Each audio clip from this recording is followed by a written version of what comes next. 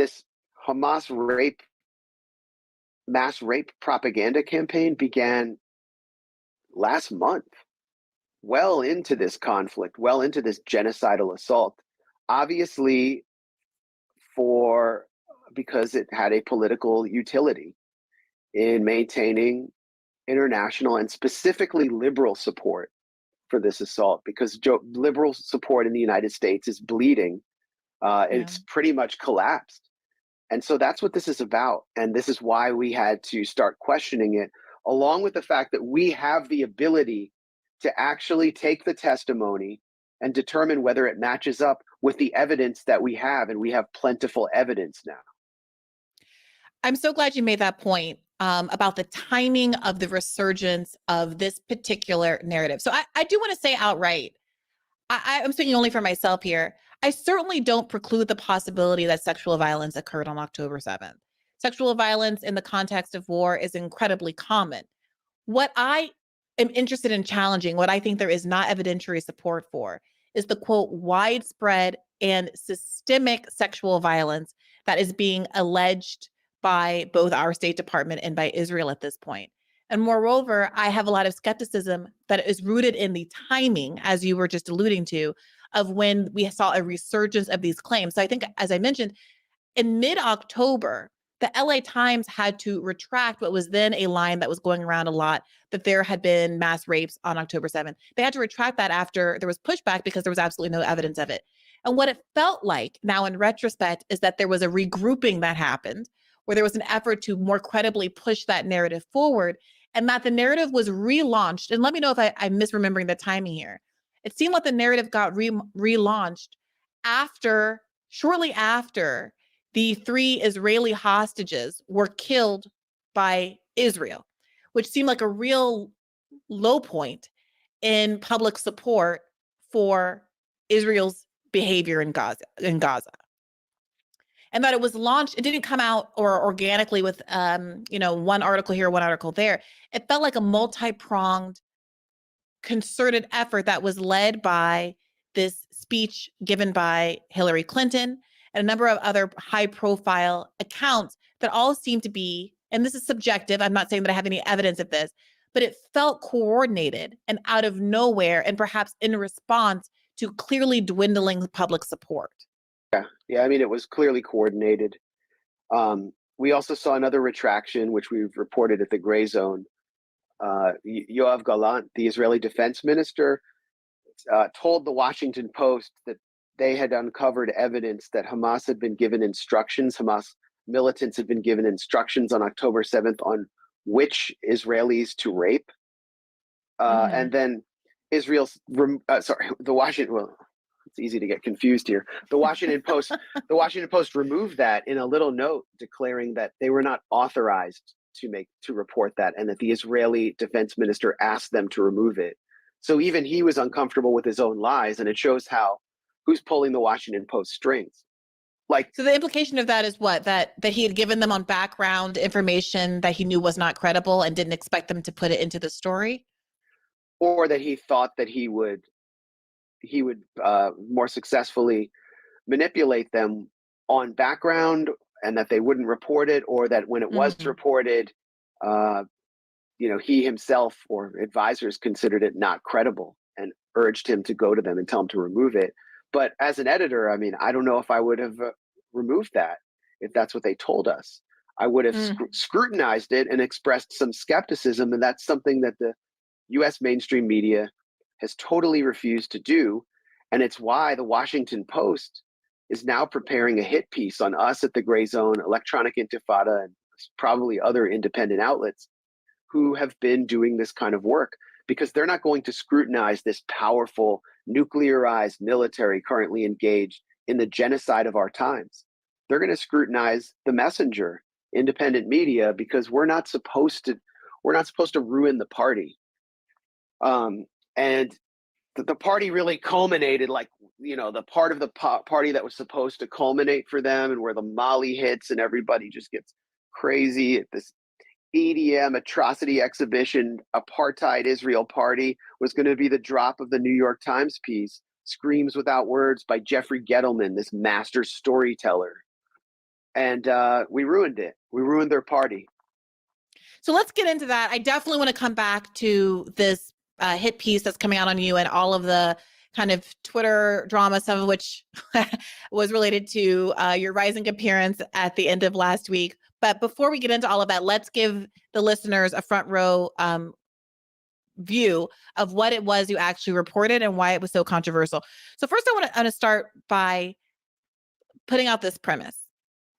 One of the things that we have been told constantly about these allegations of sexual violence on October 7th was that even though there are no surviving victims, there are no victims who are personally attesting to the fact that they were raped. That doesn't matter because there were witnesses. So the evidence that's being put forward is that there were witnesses to the rapes, and that we're also repeatedly told that there is no forensic evidence and that we cannot expect that there would be forensic evidence because this is a war zone, that people were focused on finding survivors and getting them medical attention, and that moreover, it is inappropriate to say that in the absence of forensic evidence that we should deny the claims of victims, which of course, as I just mentioned, do not exist. I want to focus down on that bit about forensic evidence because it simply is not true that there is no forensic evidence. There may not have been any rape kits collected, but of course, this reporting is replete with forensic evidence about where bodies were found, the ages of the victims, as you alluded to before. We know a lot about who was killed, how, where. And even in the context of the New York Times article, there is a line toward the end where they say, very quickly after October 7th, they began gathering evidence of the atrocities. So with that as a starting point, can you talk me through what you think are the most significant gaps between the evidence that we know exists about where atrocities happen and the nature of those atrocities and the witness testimony that is the only hook for proving that any sexual violence occurred in the first instance? Yeah, when they say they've been gathering evidence, where were the supposed rescuers like Yossi Landau when cell phones, cameras are easily available? Why weren't they taking photos? Why wasn't this mysterious paramedic quoted by the New York Times from the Israeli Air Force's 669 rescue unit? Why wasn't he taking photos of what he saw?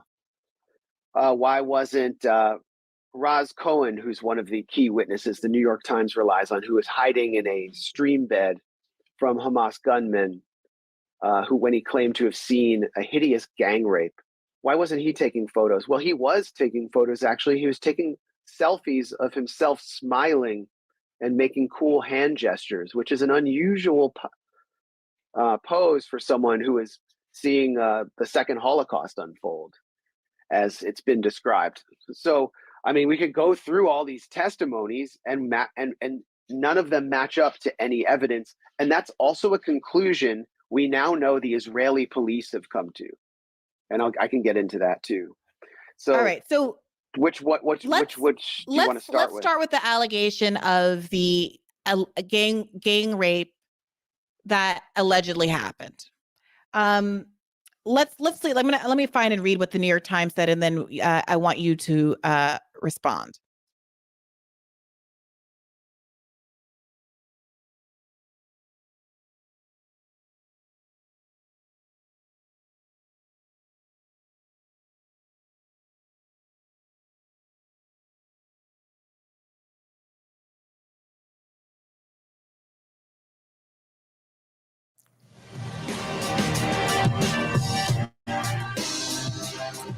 Did you hear that sound? That's former President Barack Obama sounding the alarm to get Biden reelected. Obama is one of a cadre of Democrats who are getting very nervous surrounding the 2024 elections and are urging those in the president's inner circle to buttress his campaign. Now, as the Washington Post reports, during a private lunch with the president, Obama grew animated in discussing the 2024 election and former President Donald Trump's potential return to power, and has suggested to Biden's advisors that the campaign needs more top-level decision makers at its headquarters in Wilmington. or it must empower the people already in place. If polling data is to be believed, Obama is very right to be worried. Recent polling indicates that Trump has a substantial lead over Biden, with independents at 55% versus Biden's 45%, and his grip over the GOP is stronger than Biden's over the Democrats. 97% of Republicans back Trump, while just 84% of Democrats back Biden. Bad news gets worse when looking at polling data for groups where Democrats usually dominate Republicans. Trump leads Biden 57-43 with Hispanics, and among young voters aged 18 to 29, Trump leads 58-42, a bad sign for a president seeking re-election. Biden's poor polling numbers come on the heels of a catastrophic conference call to plan strategy between the White House and Democratic cheerleaders last week. Axios reports that pundits walked away from the call shaken that Biden world is not adequately taking the possibility of a Trump victory seriously. Democrats were not particularly encouraged by Biden's visit to Valley Forge last week, where Biden released a video tying modern politics to the events of the revolution. Let's watch. We're in Valley Forge, and I'm standing in a home that George Washington rented at the time. He was here for about 6 months.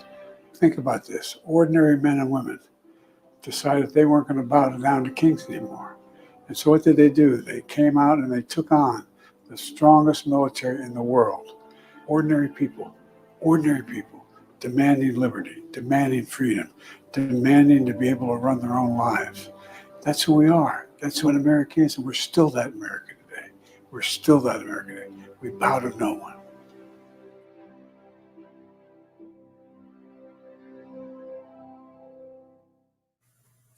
Robbie, who is that for? Yeah, I mean, it's supposed to be for me, for libertarians, I guess, but we're not going to believe it coming out of the mouths of Joe Biden, the man who famously required millions of people to get the vaccine and all sorts of other COVID measures and all sorts of other. I mean, he's not the candidate of people who value individual liberty, in my view. I mean, frankly, there is no candidate for us, sadly. I was refreshing my memory of what the polls looked like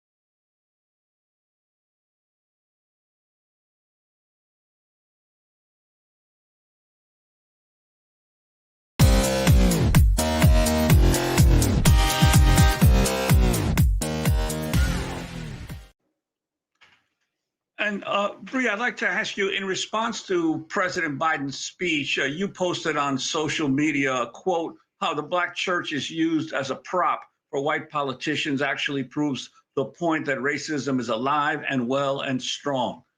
Could you expand on that? Yeah, absolutely. Well, I mean, I think that the whole way that the incidents in 2015, both the massacre at Emmanuel AME, the refocus on the Confederate flag there in South Carolina, the formal ceremony around taking the flag down, and the way that American politics returns to those moments again and again and again speaks to how relevant it still is. The fact that Black churches are frequently used as, political campaign stops for politicians.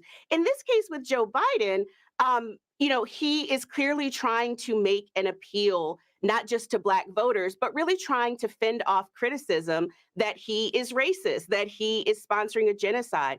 And that criticism is completely well-founded because he is sponsoring a genocide. And genocide is the most extreme form of racial violence that there is.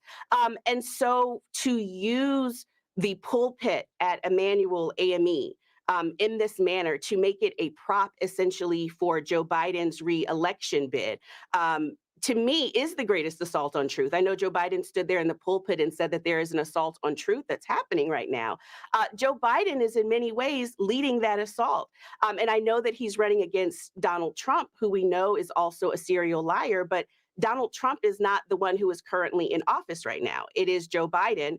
And this effort to use the church, not just the Black church, but the site of racial violence, of a mass murder, to deflect from the fact that Joe Biden himself is bombing churches, bombing mosques, bombing places of worship, and murdering many civilians, people who have sought shelter in those places. It just exposes the complete hypocrisy of this entire situation and the vacuum of moral leadership at the top. And that's why I took offense to it. I think that's why many people who watched it took offense to it. I'm very glad that the young people stood up and protested, because even though they were few in that audience, they represented the majority of people worldwide. It's interesting. Welcome to a special edition of Straight Out of Politics on a Tuesday afternoon. I know just yesterday I just said you wouldn't see me until Wednesday, but I don't know. I just felt like going live today. Some stories I wanted to make sure I covered. I guess some tweets inspired me.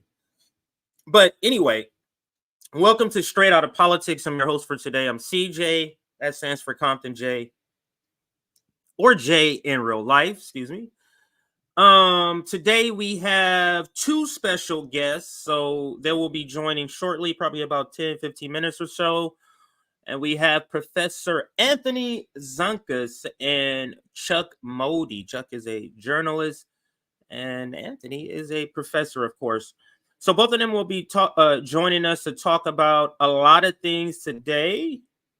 And let's do that. Let's talk about the topics. So the first, or the topic on the thumbnail, is one of our more sobering topics when we get to the topic or the segment when we're talking about Palestinian kids. And of course, these two that are on the graphic, they both were killed before October 7th. So when they said the ceasefire thing, remember, just point to this picture. And then, so you have death, destruction. You see how it's war torn in Gaza, and then trauma. Those that survive, the kids that survive what they have seen. You know, the videos that we see on social media that have us all sort of grimace, like, wincing. The kids are seeing this wall to wall. Kids are viewing it up front in real, raw, and uncut. That's a better way of saying it. So good that we have the professor, and he's a professor. He specializes in trauma. So good that we have the professor. We're going to be bringing him on. So what we're doing on RBN, if you notice, last year, all of last year, was sort of a go hard at the Justice Democrat Bernie Sanders industrial complex. Go really hard at that. This year, we're going back to more of our roots, more of our 2022-21 vibe. That's why you see Nick bringing back the international, or he's not bringing it back as a title. He's calling it Nick at Night still, but it's Tuesdays and Thursdays. He's bringing some of the same people who were part of the international show. Nick's international show. I forget the name of it. And so he's going back to his roots, bringing some of those people. I'm going back. Professor used to be was a lot more when we first began. So we're going to be doing a lot of that. But I did want to. These are the other topics. Almost got off track here. So Palestinian kids, death, destruction, and trauma. We're also going to, of course, talk about what's been happening, and we led with that. We're going to lead with this story, and that is the AME Church pro-Palestinian protest disrupts Joe Biden's speech. So we're going to start with that. there, but we're also going to cover boycotts for Palestine, Starbucks, and McDonald's. We'll also cover, let me see my other tab here. We're also going to cover, where is it? Oh, let me just give you, the Obamas are scared AF. Israel's strategy to fight South Africa against genocide charges. So there's a report or some leaked documents about that. And then as Twitter censors anti-establishment accounts, there's been a wave of accounts that has been eliminated. Tulsi Gabbard gets a new show. And she's saying how this is a fantastic place, Twitter is, of freedom, as they eliminated literally some great accounts. And we'll get to that later. And then we'll talk about a report, an article. Police killings are up in 2023. I think they were up in 2000, or there was a new record in 2022, and we were like, "Wow, this can't happen again." And the police said, "Psych, it can happen again."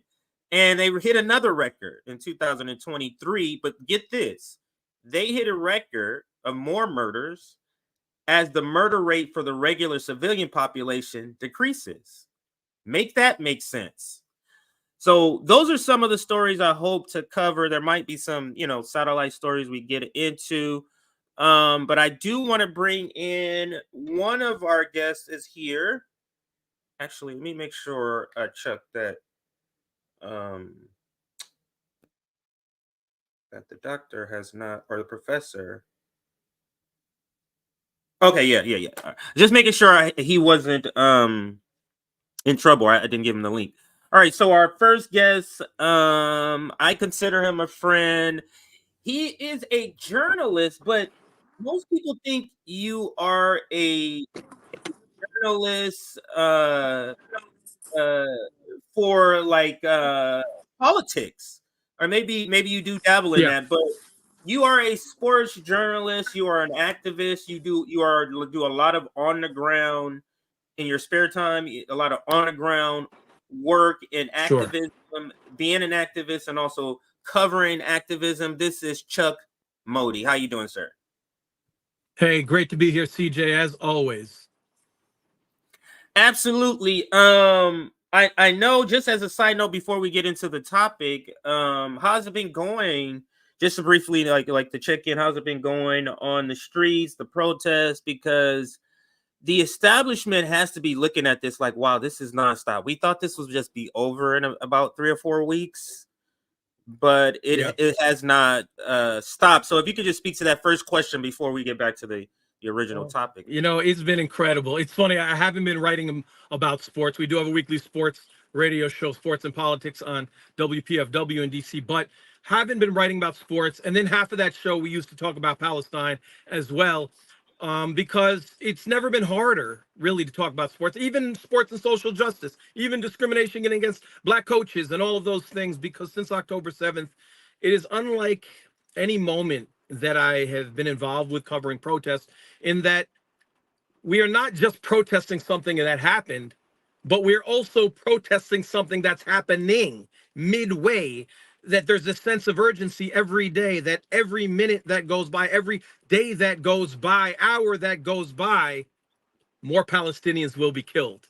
And then that we have it within our power to cut off that funding. Joe Biden, Congress, we have that within our power. So there's an urgency there that I've never been a part of, because the situation was no other protest I've ever been a part of.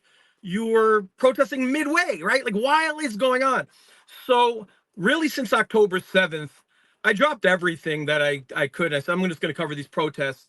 And I think the protests are invigorating. And I feel somewhat guilty saying that, in the sense that, people are dying every day, right? But they're invigorating in that we're seeing a real resistance. And that's literally changing the narrative. And you could see this in polls of people who wanted a ceasefire October 10th, and people now who want a ceasefire completely flipped the polls. The people did that. So I'm invigorated in that sense. But right now, as you just spoke to, we are seeing the backlash, the repression, and the fascism, because the people are getting their way and changing the minds of the public. Yeah, and we're seeing widespread fascism, from taking people off of social media to censorship That's right. on Meta. This is a report of the Meta has been censoring pro-Palestinian posts. To Twitter has been censoring. I'm sorry. YouTube has also been taking down content and demonetizing content. We have seen that. Actually, JB was demonetized for Palestinian. Really? Yes, on his channel, he demonetized. So Oh, damn. it's amazing that this foreign country has so much power, but it also bleeds. I mean, we're not going away from Israel. We're just gonna slightly bring in this other part, which is this speech at AME Church, and I guess I can bring up the title here. The speech at the AME Church, and this is South Carolina, and where, I mean, it's pretty typical where, you know, the Democratic Party has a candidate and it's time to go to that base, to shore up that base. So you go to churches, and this is where you see the marrying of government corruption and religion, at least in the Black church, because the Black church, I can't fathom, or at least I don't remember seeing much footage or hearing very many stories of Black churches during the height of the civil rights movement allowing white politicians coming into their churches who are obviously not aligned with what we're trying to do as a community, but allowing them to like trick the congregation. It just didn't see that in large masses in a way that you see now. But I know, you know, Bree. I don't know if you recognize her on the screen, but Bree went on Democracy Now, and she spoke beautifully about this point. And I do wanted you to hear it, and then I'll go right to you for a comment. But let me let you hear the entire thing, because let me rewind. Yeah, I already rewind it. So let's let it play. In response to President Biden's speech, you posted on social media a quote, how the Black church is used as a prop for white politicians actually proves the point that racism is alive and well and strong. Could you expand on that? Yeah, absolutely. Well, I mean, I think that the whole way that the incidents in 2015, both the massacre at Emmanuel AME, the refocus on the Confederate flag there in South Carolina, the formal ceremony around taking the flag down, and the way that American politics returns to those moments again and again and again, speaks to. I'm going to pause it here because it's just something I thought of. And this is where, to me, and Nick and I have spoke about this, for me, Chuck, why the Democratic Party, what makes them, even if their rhetoric doesn't say it, which makes them much more despicable. Because just think about it in terms of salesmen. There's salesmen and salespeople walk a fine line of corruption, cheating, and being honest. You walk that fine. I don't know if I want to use that as the example. Let me just play the video. Let me see if I can reshape the question a different way without that example, because that's not really a good example to use with the question. But let's play it, and then I'll reshape that.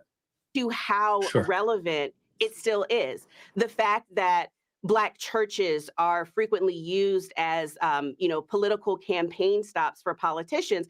In this case with Joe Biden, he is clearly trying to make an appeal, not just to Black voters, but really trying to fend off criticism that he is racist, that he is sponsoring a genocide. And that criticism is completely well-founded because he is sponsoring a genocide. So I can say it this way. It's worse to sell somebody something lying to an old woman who is on a fixed income. You get what I'm saying? Somebody that's downtrodden. you're coming to them at a point where they're down and you're still selling them. You know what I mean? That's, to me, that's worse. So, and this is what the Democratic Party does. They come and on these times of these days where the Black community is in mourning, to come and act like you're with us, and you're not really with us. That to me is a different level of just unconsciousness. It just shows a level of inhumanity that you would come to somebody in a time of sorrow, a time of remembrance, of a moment of sorrow, to try to act like you're down with them just to go sell them out down up the river. Is just despicable. But we can let it play and then get a comment. Genocide. And genocide is the most extreme form of racial violence that there is. And so to use the pulpit at Emmanuel AME in this manner, to make it a prop essentially for Joe Biden's re-election bid, to me, is the greatest assault on truth. I know Joe Biden stood there in the pulpit and said that there is an assault on truth that's happening right now. Joe Biden is in many ways leading that assault. And I know that he's running against Donald Trump, who we know is also a serial liar, but Donald Trump is not the one who is currently in office right now. It is Joe Biden. And this effort to use the church, not just the Black church, but the site of racial violence, of a mass murder, to deflect from the fact that Joe Biden himself is bombing churches, bombing mosques, bombing places of worship, and murdering many civilians, people who have sought shelter in those places. It just exposes the complete hypocrisy of this entire situation and the vacuum of moral leadership at the top. And that's why I took offense to it. I think that's why many people who watched it took offense to it. I'm very glad that the young people stood up and protested, because even though they were few in that audience, they represented the majority of people worldwide. And I'll pause it there. Actually, I'll just bring down the video. So what say you? I know it was a lot to intake. It was probably 90 minutes, 90 seconds or so of her speaking. But, you know, take in all of that and whatever you want to touch on, go ahead. Yeah, well, first of all, if you hear raindrops in the back, I apologize for that. I was caught in a little situation in the car. But in any case, for those people who don't know, and I think most people know, you know, Bree Newsom, and she's been tweeting just so wonderfully lately, and she's very good at really putting these points together. Is that in 2015 she went up on the flag and took down the Confederate flag, and she became very well known. And they were talking about taking down the Confederate flag for decades, and it just didn't happen. She went up, climbed a pole, took it down, and she was applauded by everybody, by liberals, by leftists, everybody. And I think when she's applying that same racial analysis on an international lens, it gets lost, which is common. You know what I mean? Martin Luther King loses support when he uses his lens towards Vietnam War and whatnot. And as far as, you know, the church goes, she also made some points in her tweets that it was a campaign rally. It wasn't a church. It was a campaign rally. Half the people there were white anyway. This wasn't an event, because there would be a lot of things that I would say, yeah, you don't disrupt AME church. This is not one of them. Okay, this is genocide, and every minute that goes by, every hour that goes by, could be someone dying. So there's an urgency here. It's not just a political disagreement. Literally every day that goes by, and I have to remind myself and others that more Palestinians die. Okay, so we can't really worry about comportment, and then it is. Have you been hearing that the same way? Have you been hearing that? Is that why you make that comment that people have been saying? You see it on Twitter. You see it on Twitter. You see it on Twitter. Yeah, you see it on Twitter, and it's weaponizing the Black church in many ways. The way Israel weaponizes the Holocaust to kill Palestinians, and when I say Israel weaponizes the Holocaust, and Norman Finkelstein wrote a book at the Holocaust Industry. People should check that out. They weaponize it down to a definition. So a few years ago, there was a definition of anti-Semitism that has been changed to the IHRA. And people may not know what the IHRA definition, but it sounds International Holocaust remembrance. That's what the H stands for, Holocaust. And in that, it conflates being against Israel with anti-Semitism. And it might not sound like a big deal until you realize that in July and August, 90% of all Congress people signed a resolution admitting just that. And when you put that down in policy legal language, then those Congress people are bound to vote a certain way because you've already said on paper that Israel is not an apartheid state, that saying it's an apartheid state is anti-Semitic. You wrote that down in your resolution.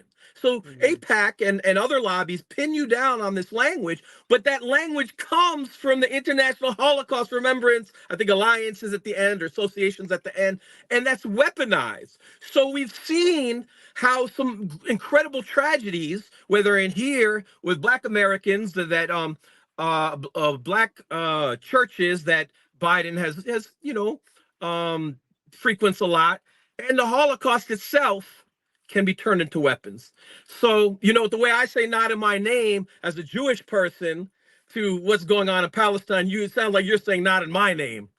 Right. And that sounds like what Bree was saying, and she was also speaking to the same point. But to your point about some of the backlash, I guess, I don't know if that's the right word, but I guess you can say, because the reason I'm quibbling over whether to call it backlash, because there's backlash to the backlash. So I'm using the word twice in opposite. You know what I'm saying? Because there's backlash to the protest.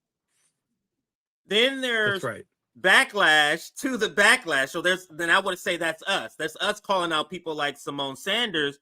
And that's where I want to go to on Twitter to bring up a couple of tweets to show before I bring up the next exhibit in this presentation.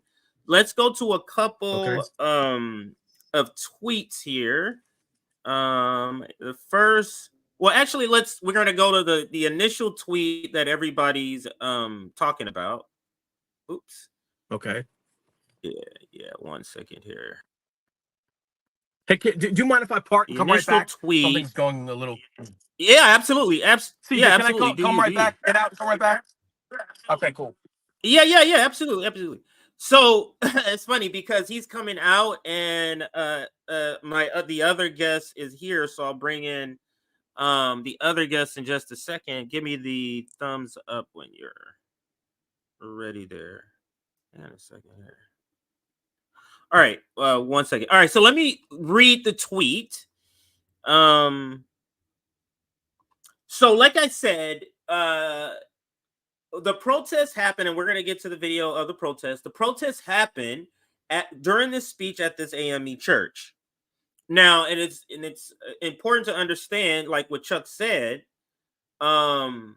this was a political event. This wasn't some sort of church ritual. So if this was a baptism, if this was a wedding, if this was a christening, I'm trying to think of other religious ceremonies, any sort of religious ceremony that is religious ceremony or ritual, then maybe you would have something to say about protesting something like that. But again, and I'm going to bring you back in here, Chuck. But again, protest is supposed to be make you uncomfortable. That is actually the whole point. So getting this reaction is just proving the point that this is the way it's supposed to be done. But this is Simone Sanders Townsend. I think that's how you say that last name. And she says, Mother Emanuel AME is, how do you say that? Hallowed ground. And hallowed ground in the AME church community, and in Charleston especially. The stock of people in the crowd at protesters yelling out while President Biden was speaking from the pulpit could not be overstated. I too couldn't believe it. Now, what she's saying, I know I kind of jumbled it there, but what she's saying is, like, she's speaking to etiquette. Like there's some sort of etiquette, and to your point earlier, or and I think maybe I may have said a similar point. This is them using the Black community. This is them leaning into, for lack of a better word, the Blackness to use it as a cover. That's what this first line is about, is to use it as a cover. Like, how dare you bring this into the house of, into this sacred place. And I'm going to get to a funny reaction because this is one of the funnier reactions comes from Margaret Kimberly. So let me get to that one. Or I could have just went in a different order, but Margaret never disappoints. Because she and Nick and I was just talking about this yesterday. She always does it with a lot of humor. Don't tell me I don't have it. But anyway, I started all the way over. So let's go to some other reaction. I'm gonna shrink this down a little bit here. Hang on a second. Let's see if Anthony's here because I can't see. He was here. I think he might be having technical difficulty because he left out. But anyway, this is what Bree says. She says 11,000 dead kids is more important than respectability politics, pearl clutching. No religion is worth respecting that would prioritize calls to end a genocide over political marks from the guy who's backing it, especially the guy who is instrumental in the 1994 crime bill. That's what I would add to it. But what say you? Did you see the tweet about from Simone Sanders, and what's your reaction? If you sent a tweet, what was that? What did you say in that tweet, or did you reply at all? Yeah. Go ahead. There were a lot of tweets very similar to Simone's. And, you could see a whole myriad of responses. And first with, again, it wasn't a church rally, it was a political rally. And you could argue 4 more years, nothing besmirched the church more than 4 more years chant for Joe Biden. The organizers used it for political reasons. Churches have often been used, not just, AME has its own, tradition going back to Denmark VC, if I'm not mistaken, in a slave revolt, which is interesting at that. But it has a rich history. But churches in general are used as political tools every election season. AME being more sacred than others. But churches have been political tools, and not only that, through the whole church system, many, I don't know the details of AME, but many are nonprofit, get the churches in many ways to not take controversial positions that they may have taken decades ago through a nonprofit status, through a nonprofit system.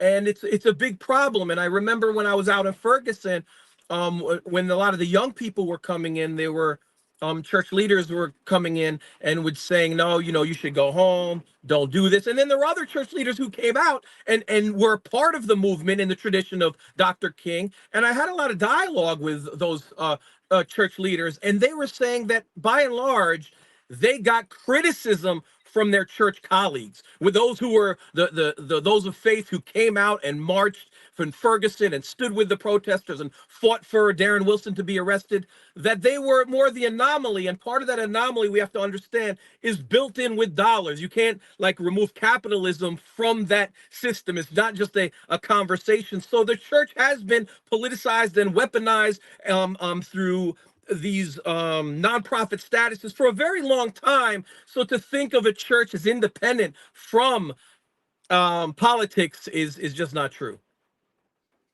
Absolutely, that's a great point. And here's just some more reaction. I don't know this person personally, but I love this reaction. Speaking as an AME whose mother was ordained in Mother Emanuel, if it was hollow ground, then Joe Biden, who lends financial and moral support to the genocide of Palestinians, should never have been speaking there to begin with. His presence was the desecration, and to your point, that is the point. So if that is she wrapped that point up beautifully, perfectly, you can't be offended by the protests and not be offended almost by what the protest is calling out, which is Joe Biden's hypocrisy on genocide. And I see, let me bring in Anthony, and then we'll get more reaction here. Oh, actually, let me make sure, are you all set to go? Okay. All right, so this is a professor. He always says, make sure you call him by his first name, so I'll try to remember to say Anthony, but this is Professor Anthony Z. He is a professor at Columbia and also Adelphi. I'm going off memory without looking at a cheat sheet here. Adelphia, I said Adelphi, but Adelphia universities. I know that he specializes in trauma, and that's the reason why I wanted him on particular with this particular episode. And here is Professor or Anthony. Welcome to the show. How you doing? Hey, what's up? What's up, Jay? What's up, Chuck? Nice to see you. Hey, great to be here with you. We're always connecting on Twitter, but it's great to be here face to face. Yeah. This is the first time. Is this the first time you two have been on face to face? Oh wow, that's awesome. I feel like RBN. Am I wrong? No, you're right. Mr. Modi is a legend. Yeah. Wow. Okay, CJ, listen, you're a legend for putting this together. I was just about to say RBN. It. RBN has put together a couple of matches where people, it's the first time I'm seeing you. So that's awesome. Yeah. To hear that you've engaged and now you see that, and because it speaks to the community. It feels like we're kind of building a community online. CJ, I know you're the interviewer. I know you're the interviewer, but I got a question for Anthony. Mm-hmm. What, you're at Columbia. Weren't Students for Justice of Palestine suspended or banned or something like that? What is the situation with the suppression of students there now? Okay, yeah. So I teach in the School of Social Work at Columbia, and that was the hub of some of what was going on with the students who were standing up for a ceasefire and for justice in Palestine. So, listen, social work students are just by their nature are concerned with social justice. And what's great about the school is it's not just a U.S. lens on social justice. It gives a global lens. And that's something that has always been reinforced. I've been there since 2017 teaching in the School of Social Work. And it's not only is it about global justice, but they reinforce that every course, it could be about assessment and diagnosis of mental illness. Any course you teach has to be taught through a lens of privilege, oppression, and racism. So there are some students at the School of Social Work who said the occupation of Palestine, and even before Israel's assaults that have been going on for 3 months, itself is a social justice issue and needs to be addressed, especially now because of the siege, the blockade, and the Israeli assaults. So they were involved in a protest. They had a sit-in. Should we wait for Chuck to come back? No, we can continue. He's just not in the stream. He's watching it to follow the conversation. Oh, gotcha. Yeah. So School of Social Work students, not all of them, some of them had a walkout.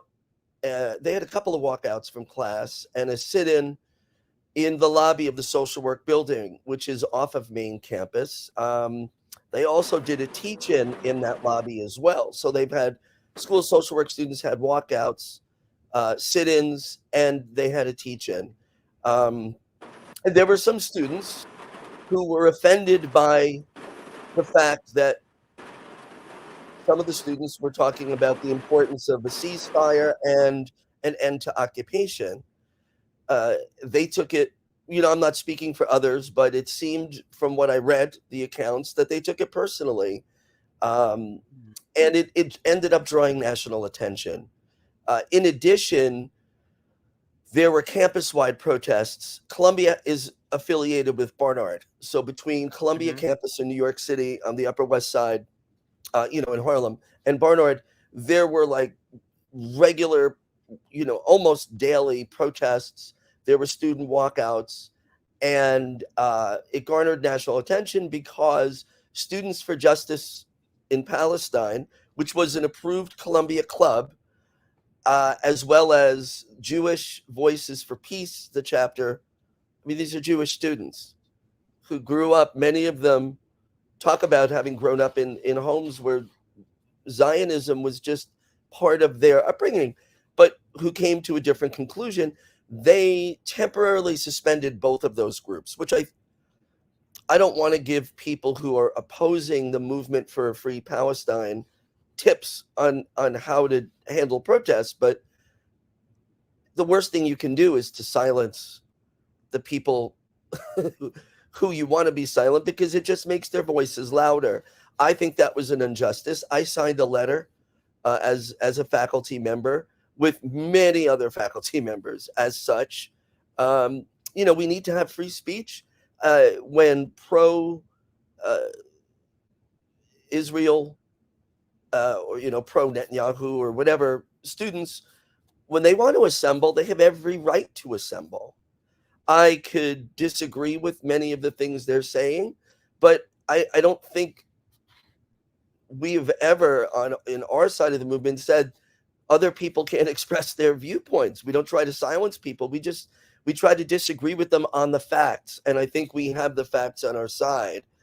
And unfortunately, the school didn't see it that way. And you see what's happening on campuses all over. You've got billionaires like Bill Ackman, who's got his wife affiliated with Jeffrey Epstein. I mean, please, these people are trying to reshape what students are doing. And if I could just say one other piece here, students have every right to protest and to express themselves.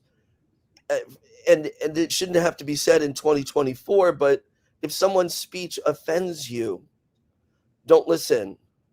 So we've actually got a professor from another school, the business school. I won't even give him the notoriety of saying his name. He was interviewed on 60 Minutes, and he's been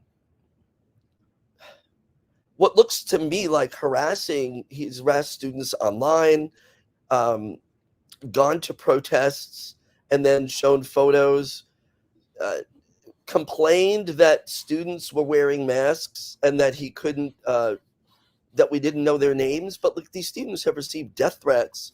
One of our School of Social Work students, and I was very proud of this, is the person who put out the video that went viral of the former Obama administration official in New York City going on a racist tirade to a street vendor. And he was eventually, I think, arrested for what he did. And that was a School of Social Work students. So kudos to the activist students at Columbia and everywhere who were standing up for justice. We will not be silenced. They absolutely won't be silenced. And these students know the history. They are not jumping on you people say, oh, they're jumping on a bet. No, they're not. They've known the history for a while. One of our students is Palestinian and has lost family members. I mean, she's Palestinian Christian, but she's had family members in Gaza who've been murdered by Israel with weapons sent by Joe Biden. So yes, that student, absolutely, her voice needs to be heard. There's a lot going on. I hope that helps. Yes. And just shout out the solidarity to all the organization that's sort of put in there. This speaks to what you were saying, Chuck. Earlier, you were saying like it's invigorating. Oops. Oh, you're on mute. It's invigorating. This is what I mean. It's like you don't want there to be a genocide, but if there is a genocide, right, this is the reaction you want people to have, and that is what's invigorating. It's it's every day. Yeah. Like I wake up and I want to see what's going on in Palestine. Where's the protest at? Who's protesting? Like every day, that's sort of my routine. And what's good to see, and we'll get back to the topic in just 1 second. What's good to see for me, to speak to what the professor was saying, is that it's not dying down. Like it's just continuing. Like I'm sure they thought, well, it's gonna happen in 3 weeks. It'll be over. And it's like what, 3 months now or something, coming close to it, if not already reached it. So it's just amazing to see. And Professor, if you didn't just to catch you up to what we were talking about in the segment, it's still on Israel and the Palestinian protests at the first AME church. The first part of this, we were discussing an appearance of Bree on and that's Newsom, Bree Newsom on Democracy Now!, talking about how the Black church is used in this way to sell politics to the Black community, which she finds despicable. So now let's play the video and that everybody's talking about. And this is your tweet. And Anthony says, liberals are more upset than ceasefire protesters. I really need to get glasses. That looks like a van. So liberals are more upset that ceasefire protesters interrupted a speech in a Black church than they are about 10,000 brown babies and children being slaughtered by Israel with weapons given to them by the man making the speech. And that's the reason we all kind of responded to Simone Sanders' tweet, is because if you're gonna be upset or offended by anyone being on this hallowed ground, it should be Joe Biden, the supporter of genocide, and not the protesters, the ones who want to stop genocide. But let's listen to what everybody's talking about. This is the speech, but this is the moment where the protest began, and then you'll hear chants of the other side, which is heartbreaking, but it also illustrates the divide. You really care about the lives lost here? You should honor the lives lost and vote for a ceasefire in Palestine. Ceasefire now! Ceasefire now! Ceasefire now! That's all right. That's all right. That's all right. That's all right.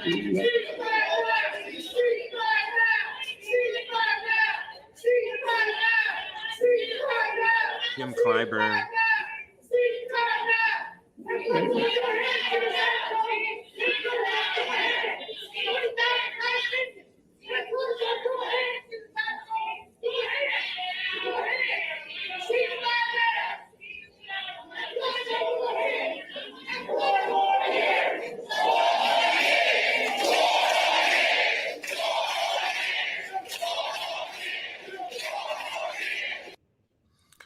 I'm going to let it finish out, but look at the crowd and understand this is not the people who attend this church that's in the audience. Understand, the vast majority is not that. Mm-hmm. Even the Black people are there. I mean, there's members that are there, but even those Black people, these are special people who are here to see the president. You get what I'm saying? It's so understand that's what's going on. But I'll let the video finish out and understand. You're seeing the person who wants a genocide, the people who want a genocide to stop, being escorted, and people are saying 4 more years of a genocide. Because it's not like they're not hearing him talk. The protesters say that. So after the protesters make it known that, hey, you are supporting a genocide, the crowd is saying 4 more years, which to me is despicable, but it speaks to the problem that Joe Biden has in this election in 2024. I'll let it finish.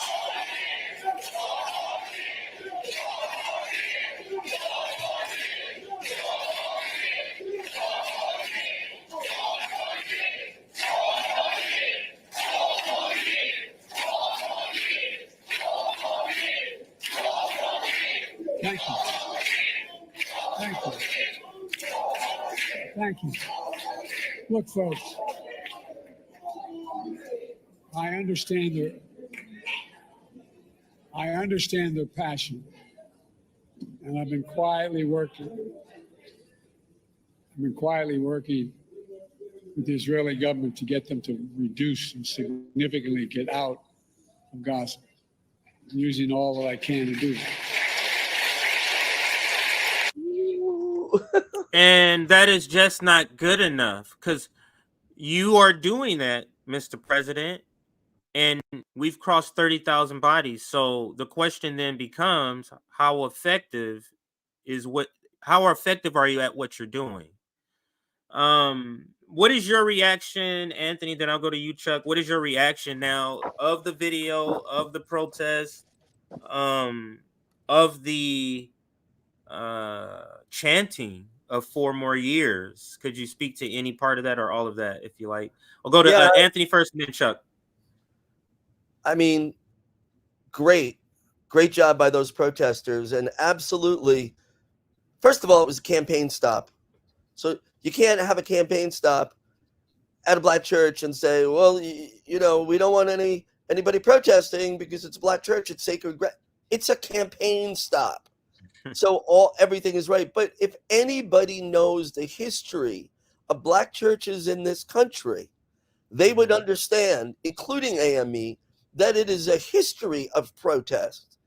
And since it's a Christian church, and I grew up Catholic, I will point people to the passage in the New Testament where Jesus walks into the venerated temple and throws the tables over and creates chaos.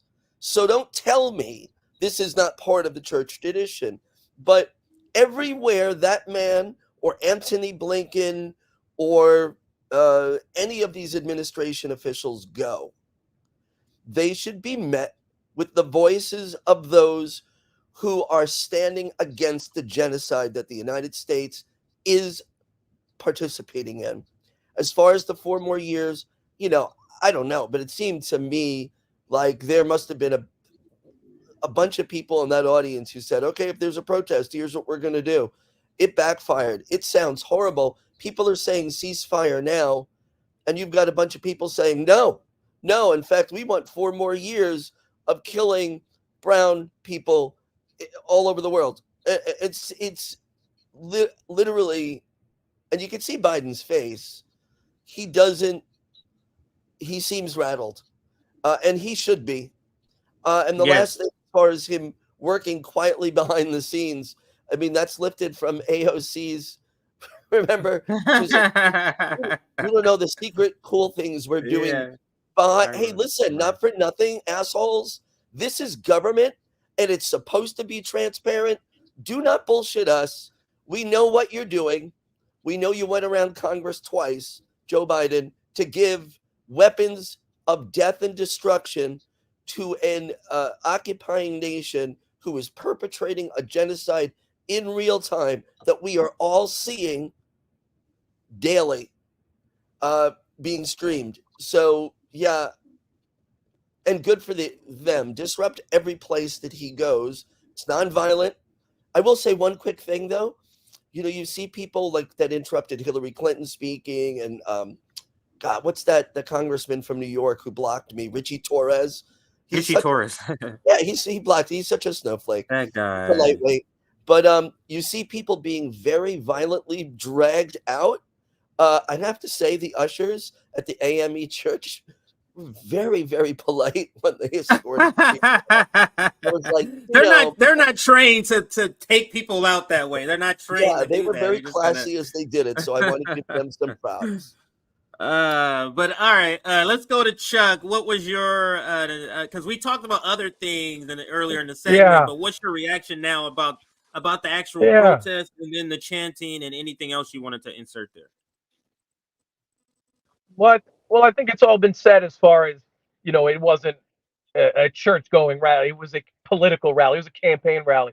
But I'm going to make the argument that the more sacred a place is and the higher standard toward justice one would have with a sacred place, then you'd even have a higher duty to interrupt someone talking about Yes. genocide. If Joe Biden was praying with the Pope at the Vatican tomorrow, I want that interrupted, because the hypocrisy Yes. of what is going on amidst the genocide, you have to expose that. So I almost have the opposite opinion. If you really understand what's going on, and I'm about 10 years into covering Palestine protests. I broke from my Jewish upbringing, Jewish brainwashing, that there were atrocities on both sides. And 2014 was a big year for me between Ferguson and the massacre in July, going back to back.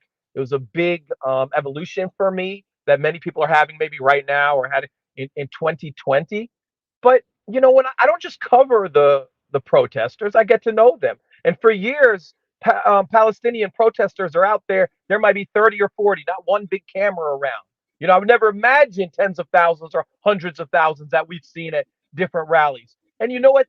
The protests are very different. When I'm speaking to someone, I'm not just asking a political question. I'm talking off camera now. Before I ask them, why are you out here? How are you doing? How's your family doing? Tell me what's happening. From people who've lost family members to they're really scared for the family. I mean, this is real stuff. I mean, it's not just, this is deep. This is not just some political idea. We're talking to people who are worried if their family is going to be alive tomorrow if they weren't already killed.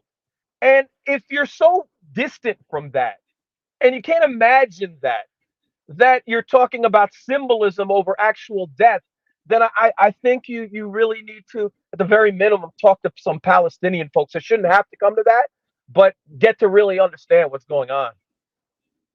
Can I chime in just? Yeah, absolutely. Yeah, if you have more, go ahead. This is what the Democrats always do, and this is virtue signaling, right? It's the same thing they do with identity politics.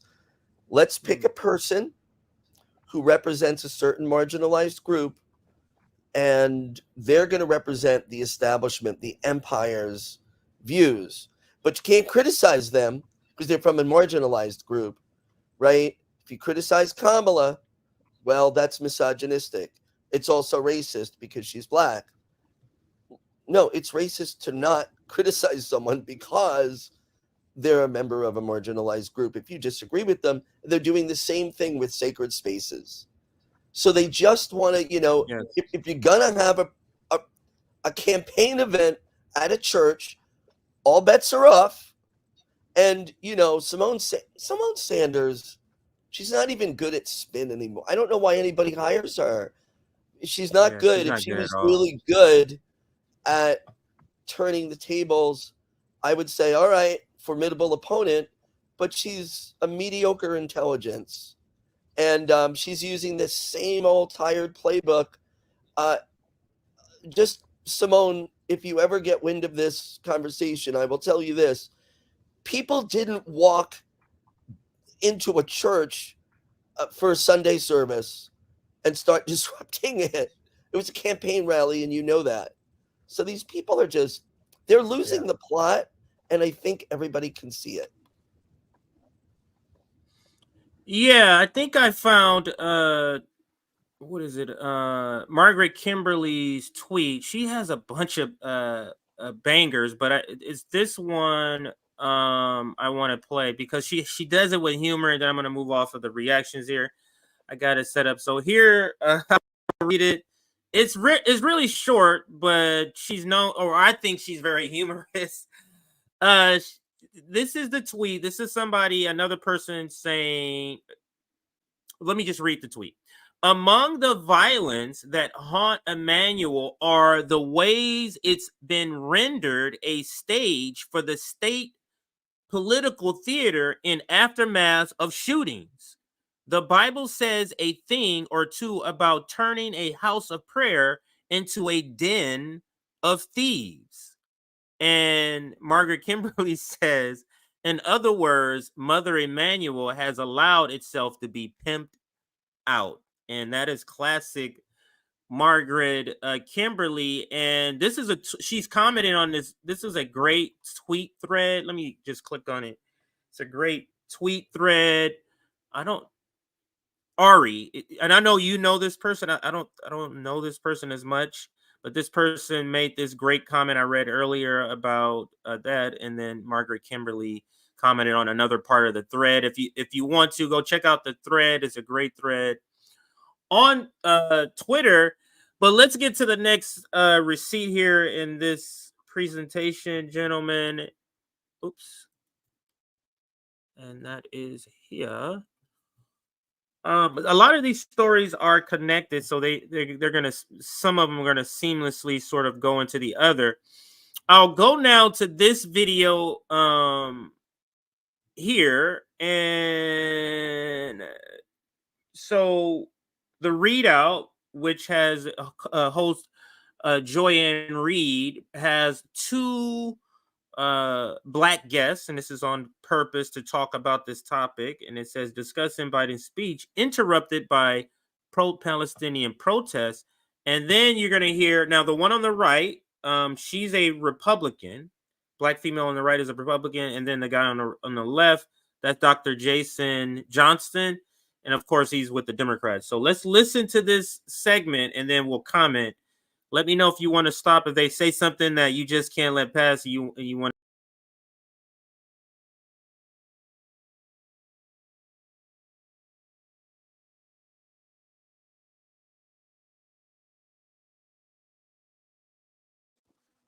Did we lose CJ?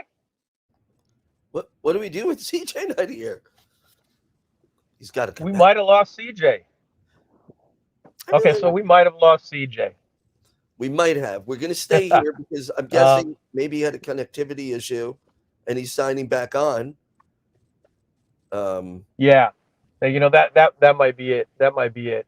That's what happened. Well, you know, while he does, but I'll let you know, the protests in D.C. have been incredible. I'm sure New York City too, really been showing out. New York City, D.C., L.A., all around the world. I don't think they're going away. I really don't. I agree. Oh, CJ, we're glad you There came you back. are. Yeah. So I don't know what happens. Well, yeah, thanks. And I don't know what happens, but it just closes the browser and it brings it back. But anyway, so what I was getting to is I was about to share this here and continuing with the topic of the protests that happened at the church and just different reaction. We saw some reaction on Twitter, in particular reaction, people being offended that the protest was at a church. And like I was saying, this is the readout, Joy-Ann Reid's show. She brings on a Black conservative and a Black Democrat to talk about this issue. It's so funny how the Black Republican talks about Joe Biden in a good way. And let's listen to this. It's such a great point, because I think one of the issues, you know, when they say Biden is old, his age, it's not just his numerical age and his sort of gambit, you know, sort of the way he walks and talks and sounds. It's also his politics are old. Like, he's still sort of doing 90s, 80s politics, including on the Middle East. Let me play a moment that happened in that church and get your comment on it. Here is the protest that happened. Without the truth, there's no light. Without light, there's no path from this darkness. If you really care about the lives lost here, you should honor the lives lost and call for a ceasefire in Palestine. Ceasefire now! Ceasefire now! Ceasefire now! That's all right.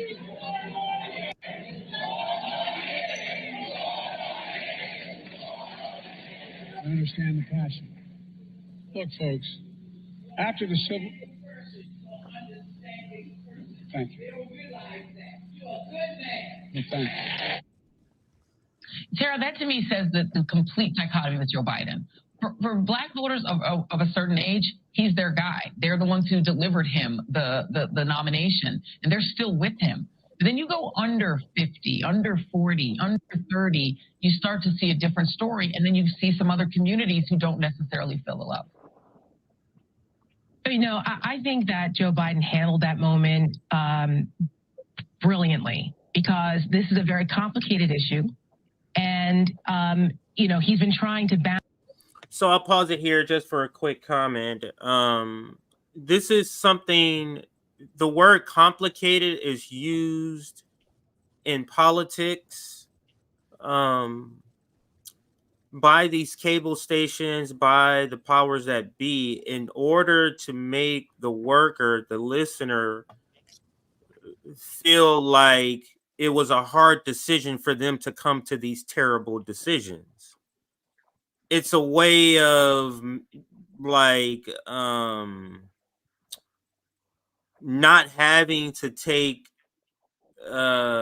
responsibility. Is complicated. This is not complicated. Genocide is not complicated. Actually, it's not complicated at all. It's complicated if you want to do stuff with the people who's killing people. Like if you want to be cool with the genocider and that's a priority for you, now it's complicated. You see what I mean? It's not only complicated if you're saying I have to do something bad or wrong or accept it or agree with it.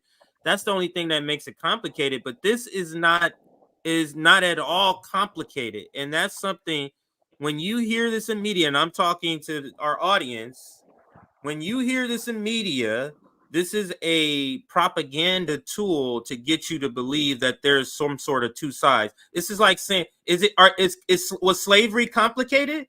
Is that complicated? It's not. It's not complicated at all. But who is it? Nikki Haley tried to explain. But they said it was. When she got the question. Yeah, but exactly. They said it exactly. Was, that was the point. There's Go ahead a whole if you want book to chime called in. Either one Arguing of you. About Slavery.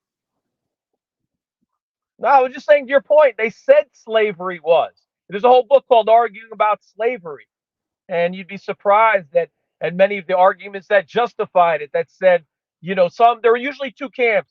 It's not as bad as what you're saying, which is the equivalent of it's not genocide, it's not apartheid group today. And then the second camp says, yes, it's slavery, yes, it's bad, but it's the best of all terrible options that we have before us. It's like a Sam Harris position or something like that.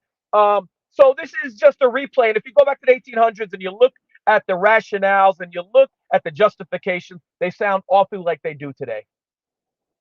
That is a great point. And Anthony, I don't know. I've been talking a long time. With anything that triggered you to wanted to say, or I can get back to the video if not. Let's get get back to the video. Oh, go ahead. Yeah, we don't have a free press when it comes to the corporate press. These are paid soldiers of empire, the politicians. Anybody who gets to the place Joy Reid doesn't get there by seriously challenging empire. So, yeah, and as far as there being, and listen, she has tweaked them a little bit by just every now and then talking about the humanity of the Palestinians. People freak out on that. No, there aren't two sides to genocide. There's not two sides to occupation either, folks. And the same arguments that are being used against giving Palestinians full self-determination and full democratic rights are the same arguments that were used against slavery, are the same arguments that were used against ending apartheid in South Africa. If we do this, the victims of occupation and apartheid will rise up and kill us all, because that's the white guilt, that's the oppressor guilt, knowing what they've been doing, dehumanizing people for decades. And that fear is always shown to be false. Because when South Africa apartheid ended, they didn't slaughter the Afrikaners. When slavery finally ended here, yes, we still have vestiges of it, of course, but when chattel slavery ended officially, former slaves didn't rise up and just wantonly kill white people. It didn't happen. But that's what we're being told with the dehumanization in Palestine. And that I think it's an important point to reiterate. There are not only not two sides to genocide, there are not two sides to occupation. There are not two sides to apartheid. All of these things are dehumanizing criminal acts. Spot on. All right, let's finish out this. I think this is the last video, and then we're gonna slightly move on to some other topics here. Okay, here's a play button here.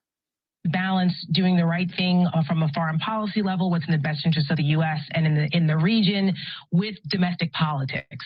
And the timing of this issue couldn't be worse from a domestic policy perspective because of what you're saying here with certain voting demographics, particularly in the Black community, younger Black Americans, and Arab Americans in this country, in places like Michigan, which is a really important state, key swing state. And this is a challenge because this election is going to be very, very, very, very close again. So we can't afford to lose, Biden can't afford to lose any of his coalition. But I also think it's important for people to remember that President Joe Biden, regardless of his age, regardless of his position on the war in Israel and what's happening there in the Middle East, this is a person who has the best interest of all Americans at the forefront. He understands that. And by staying home or thinking that they're punishing Joe Biden somehow for his position on Israel and Hamas is going to move the needle for them, it's not. So instead, they'd rather have Donald Trump, who wants to have a Muslim. I can say, in theory, someone can answer yes to that question. Because you know why? Not that policy is going to be different. Donald Trump would be in here doing the same exact thing, going around Congress, same exact thing. You know what would be different? One of the things that would be different, all of the Democrats that are on the sideline because of Joe Biden is in office would not be on the sideline. So our numbers would almost double that you're seeing on the left. Of course, holistically, it wouldn't double, but on the left, you're literally talking about all the people who are with the Democratic Party, but not to the, and down for the Palestinian cause, but not to the point to where they would not vote for Joe Biden. But I do think that the Democratic Party, and this is one of my final comments, and then I'll pass it to the two of you for your final comments. But I do think that the Democratic Party and the Biden administration has made a miscalculation. One, they had no idea that young people believe this way about Palestine. So they were completely taken by surprise. But they thought it was like any other issue that they're on the opposite side of. $15 minimum wage, they're on the opposite side of. So yeah, we just have to project that we're with them and everything is going to be okay. No. And they're seeing that's not enough. And I think that's why you're seeing sort of a panic.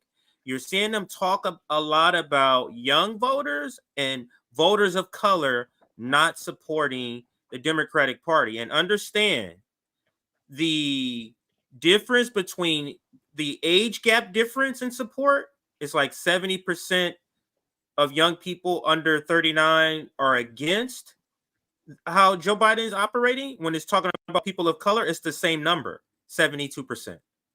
Okay, so it's the same sort of comparison. I think they're underestimating 30,000 dead people. I think they're underestimating 8,000 dead babies. They're underestimating the effect of that. They're underestimating. In 9 months, you'll be back here. As long as we say Trump or Biden, you're going to know. Neither one of you. Because like you said in this video, Trump is going to do the same exact thing. And I'll pass it to you, Chuck, and then you, Anthony, for your sort of final words to sort of sum up this segment on Joe Biden and this protest and sort of the reaction. And if you want to throw in like whether or not you think the vast majority of people are going to come home that are against this, like the Jewish Voices for Peace, the people who are out there protesting, who may happen to vote Democratic, who are saying, no, not now, I can't see myself. Do you think if you were a betting person, would you bet on the vast majority of them coming back, or would you say, hey, yeah, no, this cuts deep, and I'm not sure, that coalition is going to come back? I'll go to you, Chuck, and then you, Anthony. Well, I think it's definitely going to affect Biden. And to be clear, I saw Anthony, he did a tweet, a vote for Joe Biden is a vote for genocide. And I went above that tweet and I said, a vote for Joe Biden is a vote for forever genocide. And what I mean by that is that, you know what? Listen, I don't like Trump. Nobody likes Trump here. But if you vote for someone who's genocidal, you're ensuring that every single time Democrats will put forth another genocidal candidate. I'm not thinking 4 years. I'm thinking forever, and going on and on and on. And the way to stop that, both as president, locally send a message, is that this will not be tolerated. And if you end up losing an election because you want to put forth a genocidal candidate, well, you did that. That was your doing. Okay, you should have known better. And that said, there's nothing in Joe Biden's history that would not make him think he could get away with it. He was the architect of mass incarceration, one of his three trifecta of human rights crimes in the 1980s, in the 1990s. It didn't harm him. There was no blowback. There was no pushback. Didn't harm his presidency. He was the lead Democrat on a split Democratic Party who sided with Bush and Cheney for the Iraq War and sold it to Democrats. It didn't harm him. Nobody thought that maybe it's disqualifying if you voted for the Iraq War that killed millions. Maybe that guy shouldn't be president. It didn't hurt him against Bernie. What in Joe Biden's history has told him that Democrats won't get over it? Nothing. So I see why he's saying in a few months people will get over it. But I believe, from what I've seen on the ground, in masses, what we're seeing is genocide and the generational divide that cuts across all racial lines, that it's going to absolutely harm Biden, and he will learn his lesson most likely, or the next person will.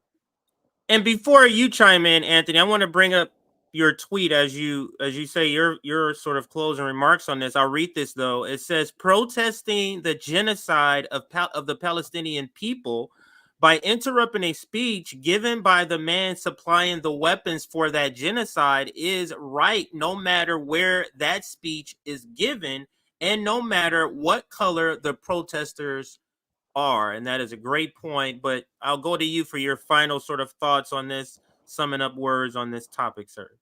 I think you're muted. We got to get you off mute. There you go. I am muted. And thanks. Everything Chuck said, and I think the Democrats have a lot more to worry about than this election. Young people, younger voters, first-time voters especially, in a presidential race, they don't have the history with the Democrats. And they grew up, their awareness of social issues grew with the rise of independent media. They don't have allegiance to mainstream media. They don't have allegiance to mainstream politics. And I don't think Democrats are quite aware what is happening now. You are seeing a major realignment with younger voters and marginalized groups. The black vote, approval for Joe Biden has dropped 24 points since he took office in the black community. That is unprecedented. I predict we are seeing a major realignment with voting in this country, that it's not just this election. I think it's really too late for Democrats. They've lost these voters forever. Because I listen to people, I've been to protests, I've listened to the students, and they're not down with this. This isn't just I don't like this guy, this issue matters to me. This is oh no, this party is corrupt. They surely don't like Trump or Republicans. None of them that I've spoken to would ever think of voting for Trump. But they're going to vote. And they're going to vote for a Jill Stein or a Claudia de la Cruz, you know, or a Cornel West. Or they're going to leave the top of the ticket blank. Or they'll stay home. And they're saying this. This is not an out of the blue thing. You're hearing interviews, and I've posted some of the video of Muslim Americans, Arab Americans saying, I voted for Joe Biden. I worked on his campaign. He's not the perfect candidate, but I really wanted to defeat Trump. All very rational things. Not everybody, you know, is evolved into the same radical right as we are. We are. All very rational. And I will never vote for a Democrat again. I'm hearing them say this. Democrats, pay attention. Not only won't this blow over in 9 months, you need to worry about 2026 because you can't just keep bringing up Roe v. Wade, which you've done nothing about. You've done nothing about Roe v. Wade. So you can't just depend on that forever. The other thing I want to say is the children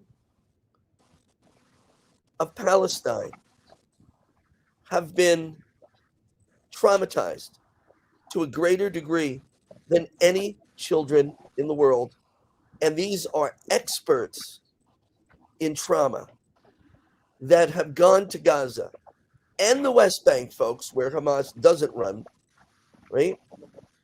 And said that complex trauma and post-traumatic stress is off the charts.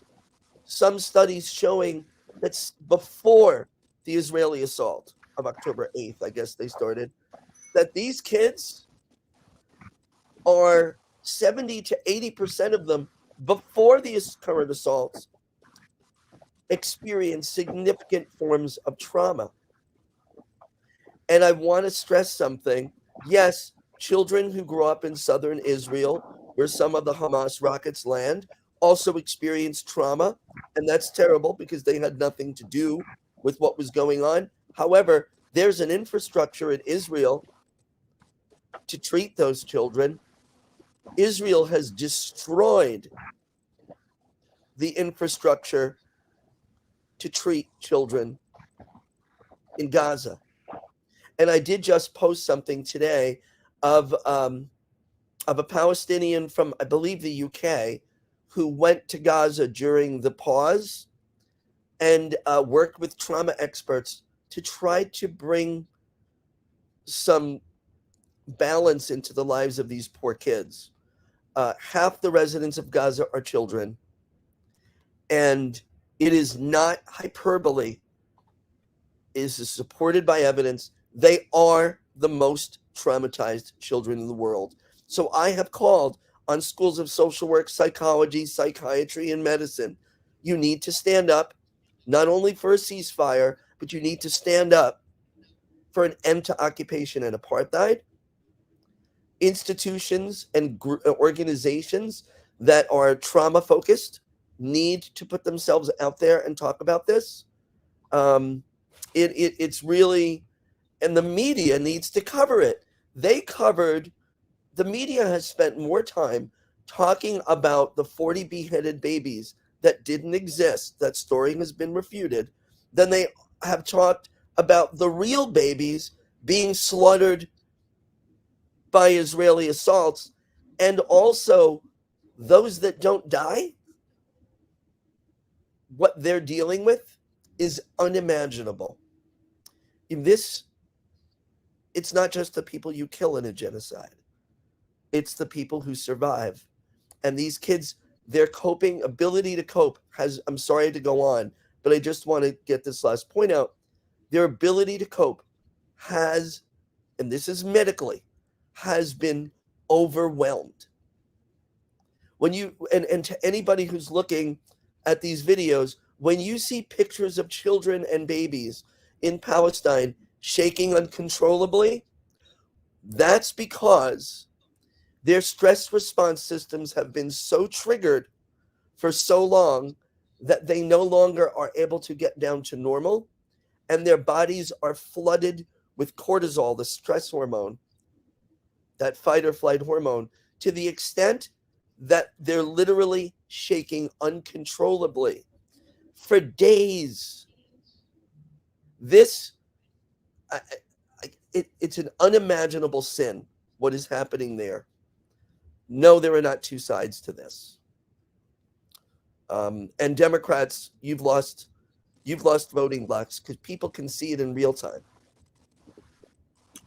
And to that point, and we're on to our next segment already, which is Palestinian kids, death, destruction, and trauma. And you already opened up the segment with the great presentation. I do have your tweet where you broke that. You've already broken down, but I'll read it. It says the children of Gaza are the most traumatized children in the world.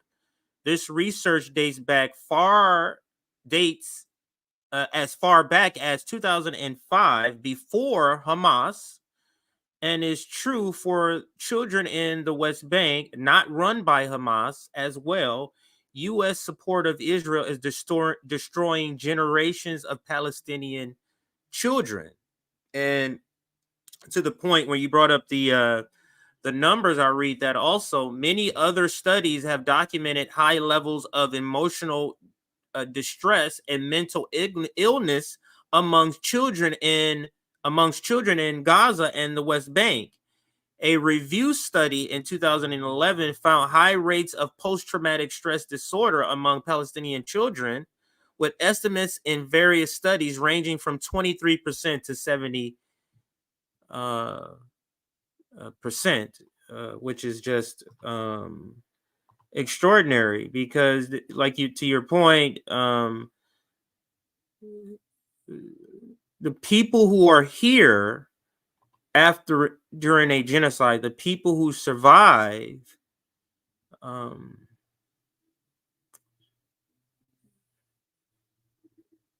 not to say, I'm not at all saying being dead is better, but to go through such trauma that's going to be like that, it is as a person who deals with my own sort of life trauma that I have to deal with, this I can't even imagine this level. Like this is like, I can't watch the kid stuff. That's very triggering to me, so I can't watch what they're doing to these kids. It is extraordinary what's happening. And I do have the video set, Professor, that you mentioned. Now I grabbed it from the 4th. I'm sure it's the same one, because I did see that you posted. I think I may have retweeted it, but this is the same video. This is they tweeted it on the 4th of July also. I'm sorry, January. But let's watch. They speak about this trauma.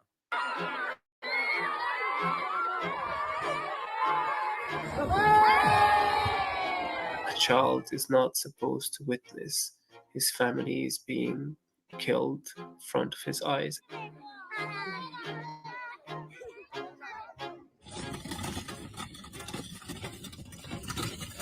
During the truce, I went straight to Gaza. I went there, yes, for my family, but I wanted to also help people.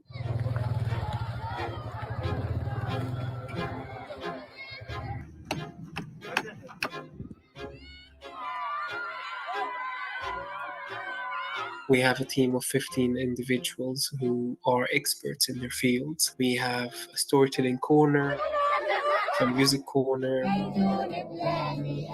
different kind of games, the circus, Gaza Star School. The main focus and the main objective of our work is trauma relief. This is a safe space for children to be children, to forget about the reality, the harsh reality that Israel has created.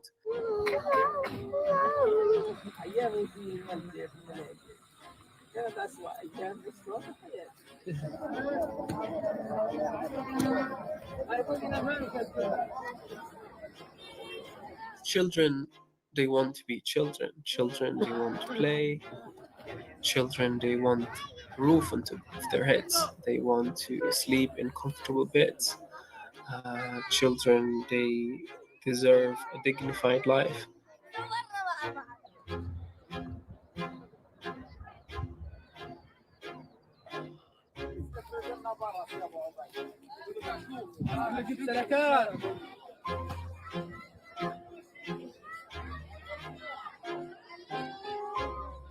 All children are the seeds of hope. They are the ones who are going to lead the next generation, and we have to protect them. We have to be there for them. We have to do everything we can to save them.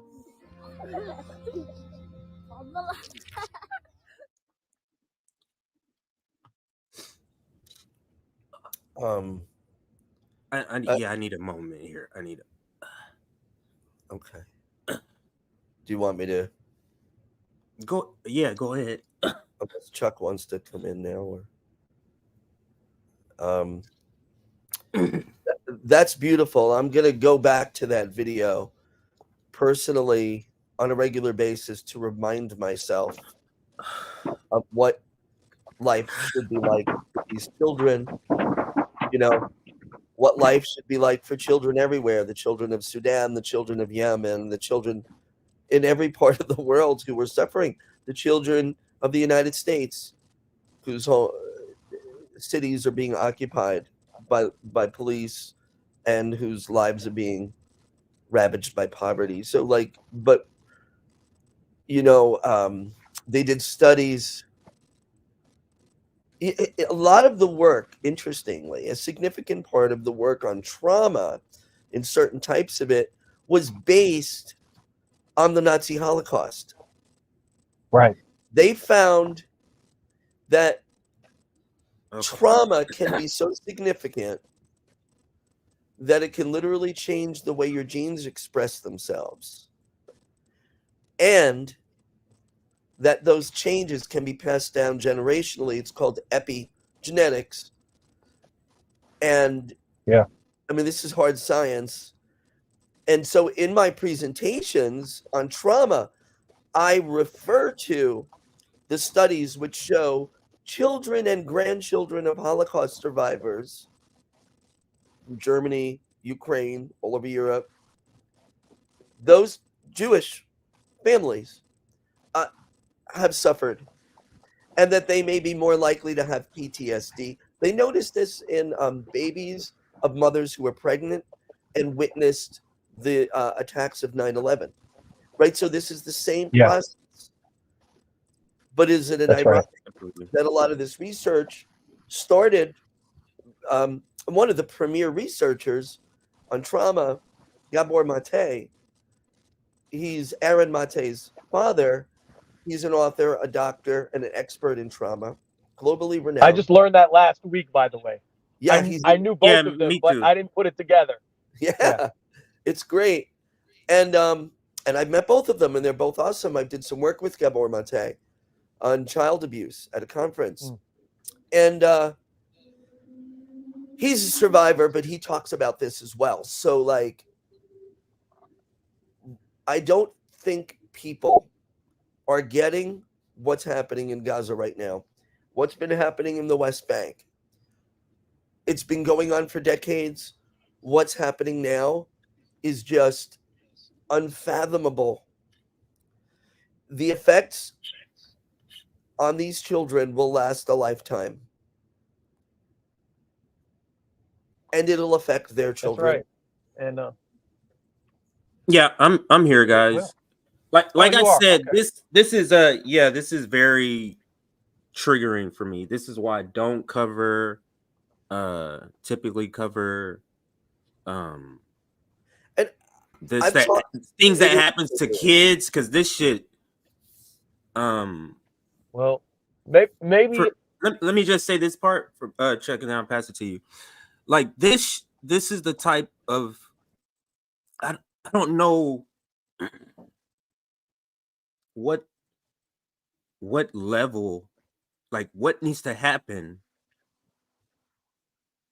to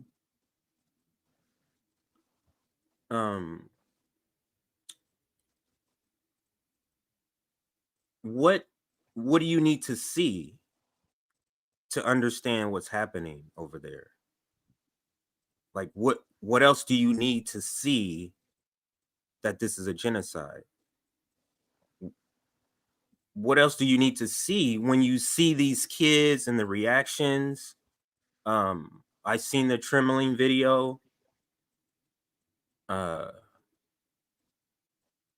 If I have this sort of reaction to this, like, how are you not having this reaction? And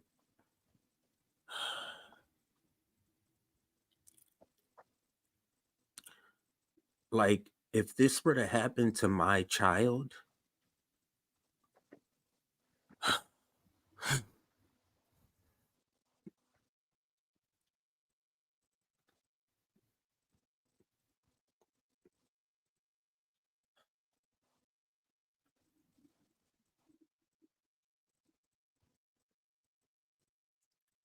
Yeah, there that's would that's the be right reaction. there would be nothing I would not do. I'll go to you, Chuck, for your reaction. Well, I mean, you said it. If this happened to my child, which is the appropriate reaction. And I don't think I've shared this public space, but I don't get paid. I do all the journalism you see for free. Actually, it costs me when we travel, but I work with youth organizations. I work with young people. That's what I do for my job. And I worked 6 years in foster care and saw some of the most unimaginable situations of why young people end up in foster care and what it takes generationally to get out of that. And even to Anthony's point, I think Dr. Joy DeGruy wrote a book about post-traumatic slave syndrome, how this from slavery to Jim Crow through the generations, what that means. And then you could talk about the Holocaust, the impact on children.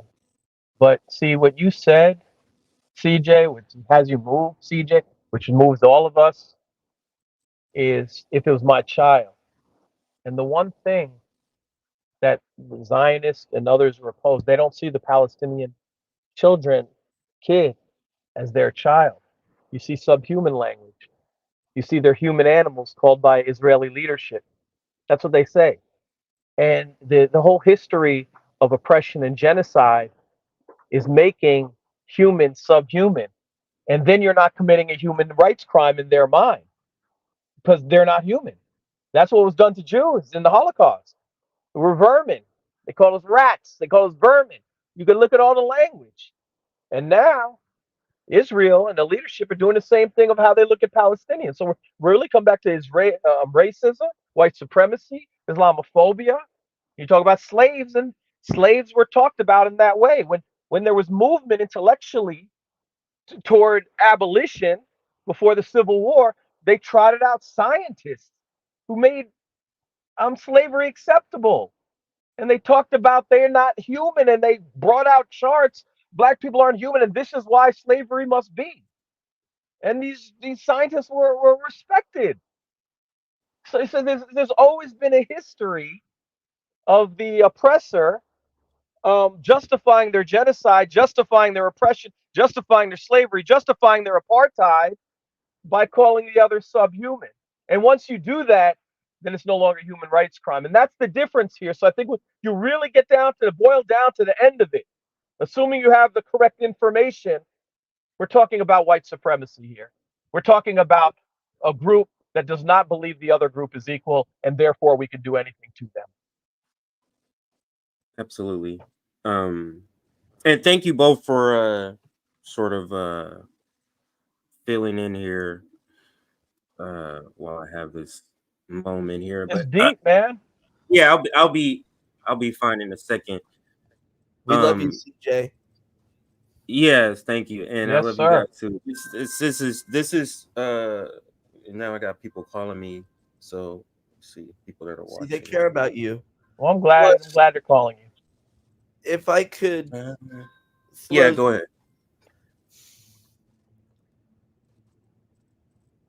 People can heal from trauma. People do heal from trauma. But the first thing that has to happen, I mean, I've worked with kids who have gone through some of the most horrible things I've ever heard about. You know, when this is working at a victim services center with children who were sexually abused or witnessed a parent being murdered through domestic violence, really tough stuff. And I've seen hope in real time. People always used to ask me, like, how do you do that work? Child abuse, domestic violence, sexual violence, that's so depressing. And I'm like, I always told the story, is like, oh, the other day, and there were many stories like this, I saw an 8-year-old kid skipping down the hallway, laughing on the way to their therapy appointment with our trauma specialist. And if I told you what happened to them, you'd be sick. But there is hope. But the first thing to heal from trauma is the thing causing the trauma has to stop. In this case, it would be a ceasefire that's permanent, an end to occupation, and an end to apartheid, and full self-determination and full rights for these people. The second thing is you need to rebuild community. That's done physically and through social connections. So there needs to be reparations to build up Gaza and the West Bank so that these people can have an infrastructure and a life. The trauma therapy and treatment that happens. There's no, as I said, Israel has purposely destroyed the health infrastructure of Gaza. And as far as your point, and I think Chuck said it great, they don't see the people perpetrating this genocide and apartheid and occupation and those supporting them do not see Palestinians as human. It's back to the whole 1/5. Remember when they said the Negro was 1/5 human? I mean, that's what it, or is it 4/5? It doesn't matter. It doesn't matter. 3/5. It was 3/5. Yeah, 3/5.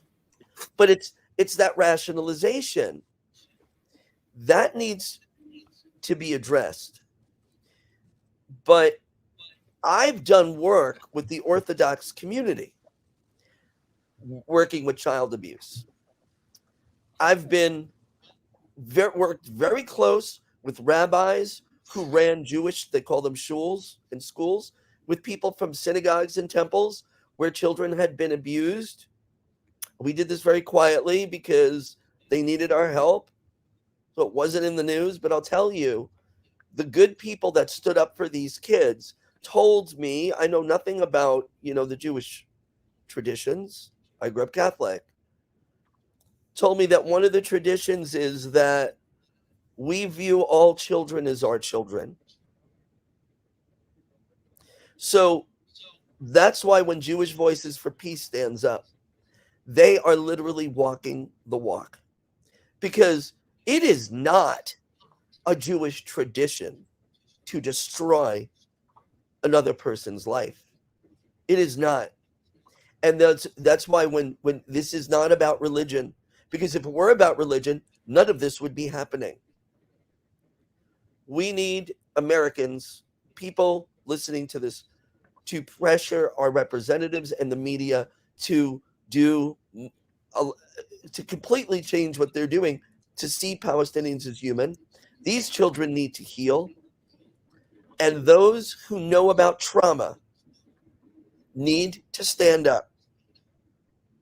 And we may be targeted for it, but if you don't stand up for these children, what has your work been about?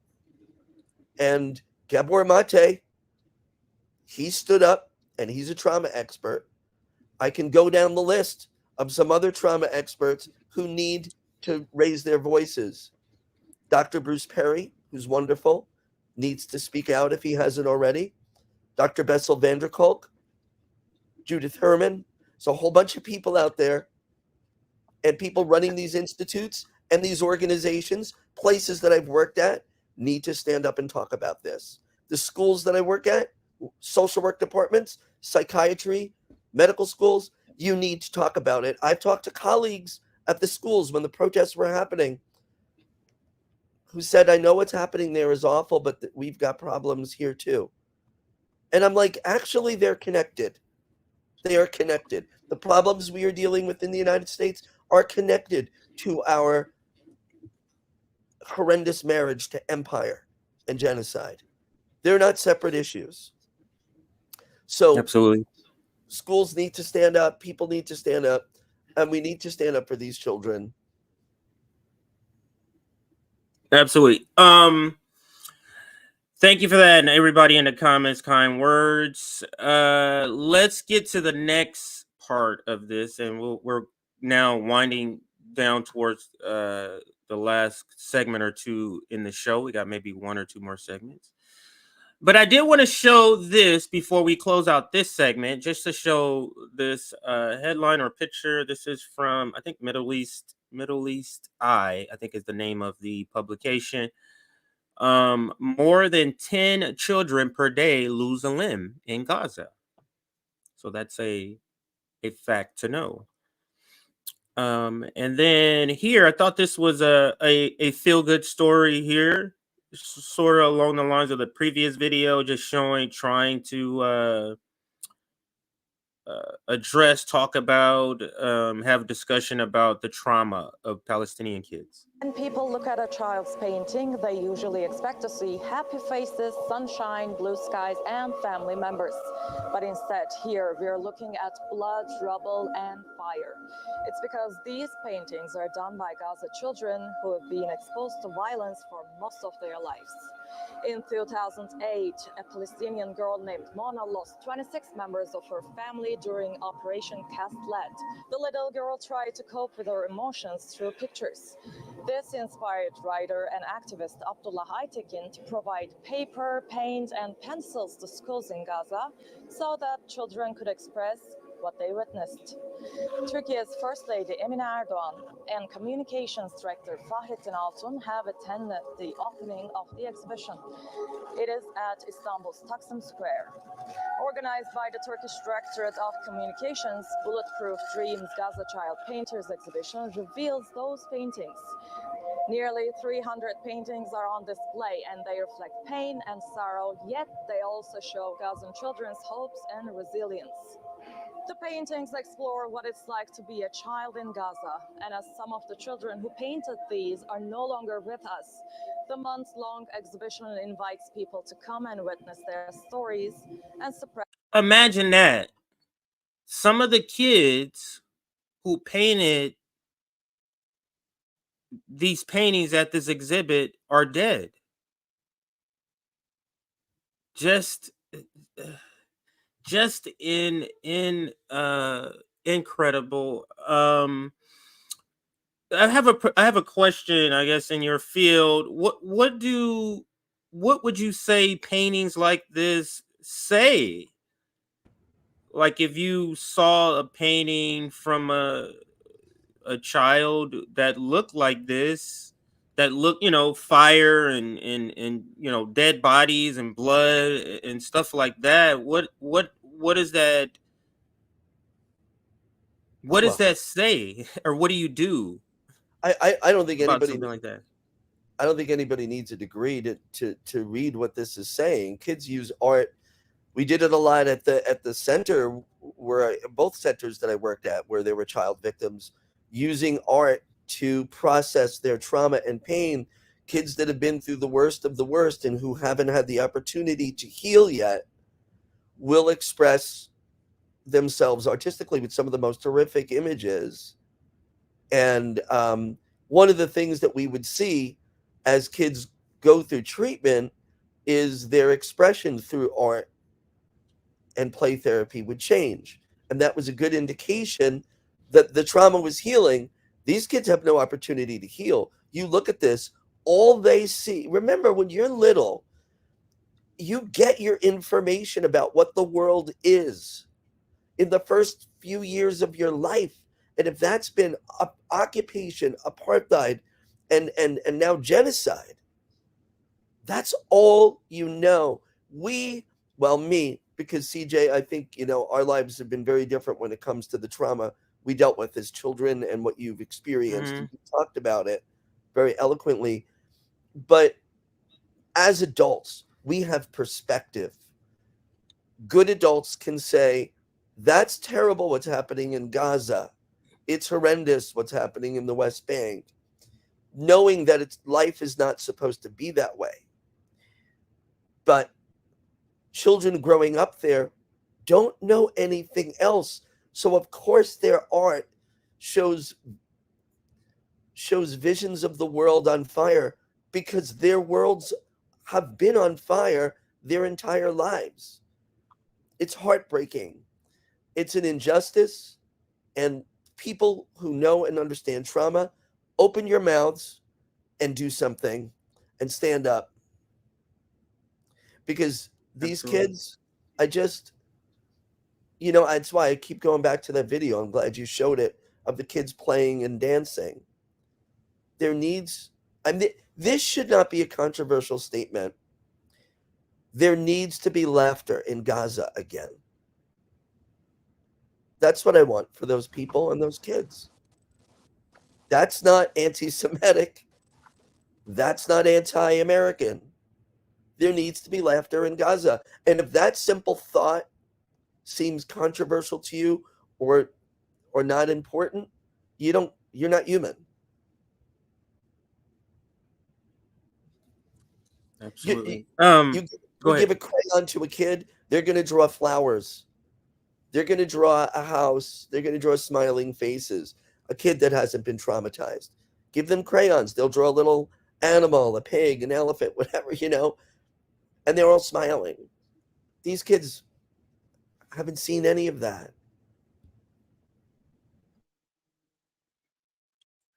Lord. Okay, so we're gonna move to the next did he drop there?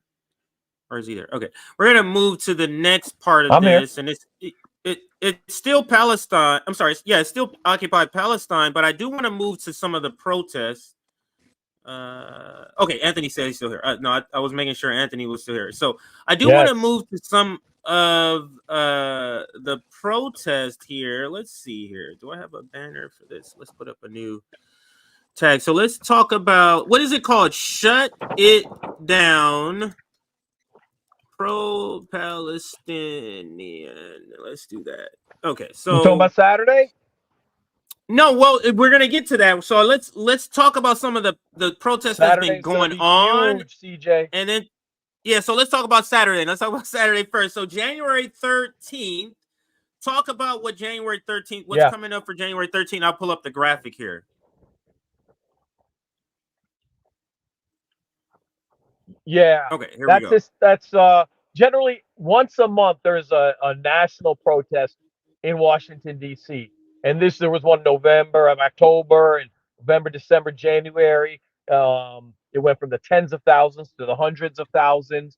In November, I think I expect hundreds of thousands more, even with very cold weather, because it's just been scheduled. People are coming in from different states, and it's really important to show that those numbers, and those numbers really started to change the polls. And I know, in covering some of the larger ones early on, people were saying this is fake, this isn't real. People were surprised, and I always tell people maybe not at this scale because of what's going on, but people have been fighting for years.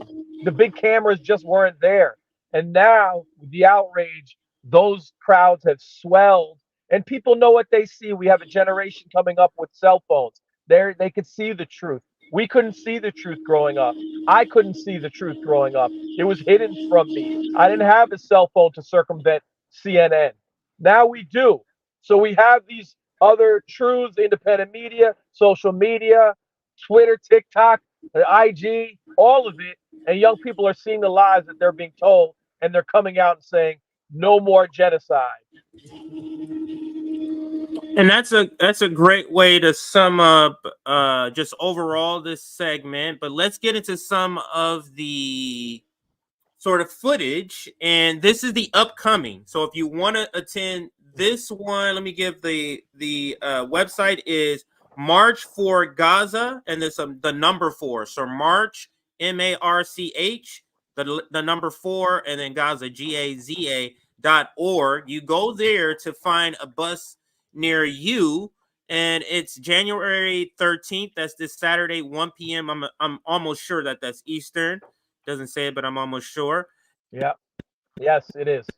Then here goes some of the cities that Get on buses the are bus. coming from. So if you're in Connecticut, if you're in Florida, if you're in Georgia, Illinois, Indiana, Maryland, New Jersey, North Carolina, Missouri, Minnesota, Michigan, Massachusetts, New Jersey is a continuation. New Jersey. It's because there's specific cities in New Jersey. When you go to the website, you can look at the specific city that they have buses coming from. New York, I think that's Ohio, Pennsylvania, Rhode Island, South Carolina, Texas, Virginia, and Wisconsin. Almost like all of East Coast or the eastern side of the United States, all the way to like the middle part. It stops. It doesn't go as far as Colorado, but this is great if you want to find out how to participate, if you want to get involved. If you've never been to a protest, this will be a good first one. If you're in bus shot, I'll say it that way, bus shot of getting to this protest. Make sure you go to the website March for Gaza. Now I do want to show some of the current protests and the protest that has been going on recently. It's under. Oh, here it is.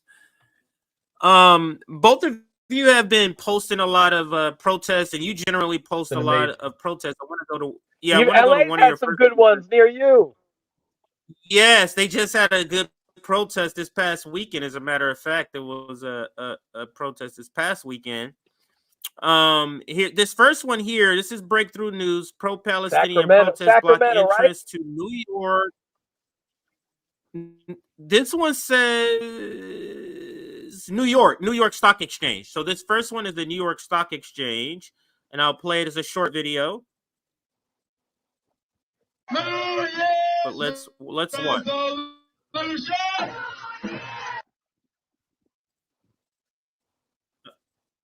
Stop. Okay. Twitter is acting very funny today. Let's play it again and see what happens here.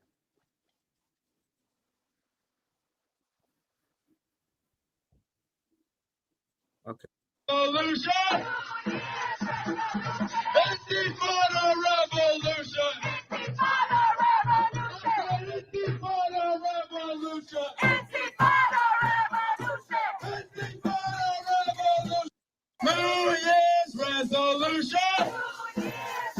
You know what I like about the protests, Chuck, is, and Anthony, if you're is that you watch cable news and they say stuff. They demonize Intifada. They demonize from the river to the sea. And then you go to the protests, and that doesn't deter them from saying those chants, from using that language. And it's because the people at the protest, and I've said this before, they're the most educated on this issue. So you can't propagandize them. You can just propagandize people who don't know enough about the issue. But go ahead, Chuck, you were going to chime in there? Oh, I thought you were going to chime in. You're absolutely right, which is what you just said. The protesters and activists are always the most educated on an issue. So no, it's not going to stop saying from the river to the sea. It's not what they say it is. And once you start curbing your language because somebody says it's genocide when it's not calling for genocide, when you start curbing your language, then what's next? And we already see that now. Someone got arrested yesterday, and the summons, it said free, because they said free Palestine. Now free Palestine falls into the bucket of genocide. So you don't let the oppressor define what your language is. And that's what they're doing. And so we're not playing that game. We already understand how wrong that is. And we're not going to get into language wars. And the protesters are not going to change their language because you've decided to distort it. Absolutely. And this is the protest I wanted to show. So This one is outside of the this is pro-Palestinian protesters are staging a sit-in outside of the British Parliament and Westminster Bridge right now. So the protest is not just in the United States. And don't get me wrong, the protests in the United States, I am surprisingly happy. Like, I would not have guessed that the protests would be this large and be this prolonged for so long. I would not have guessed that if you asked me the question in the beginning. The same thing is internationally. So this is worldwide that when you have these videos of these dead bodies, women, children, this is the response that you have. So let's watch this with a quick video, 13 seconds.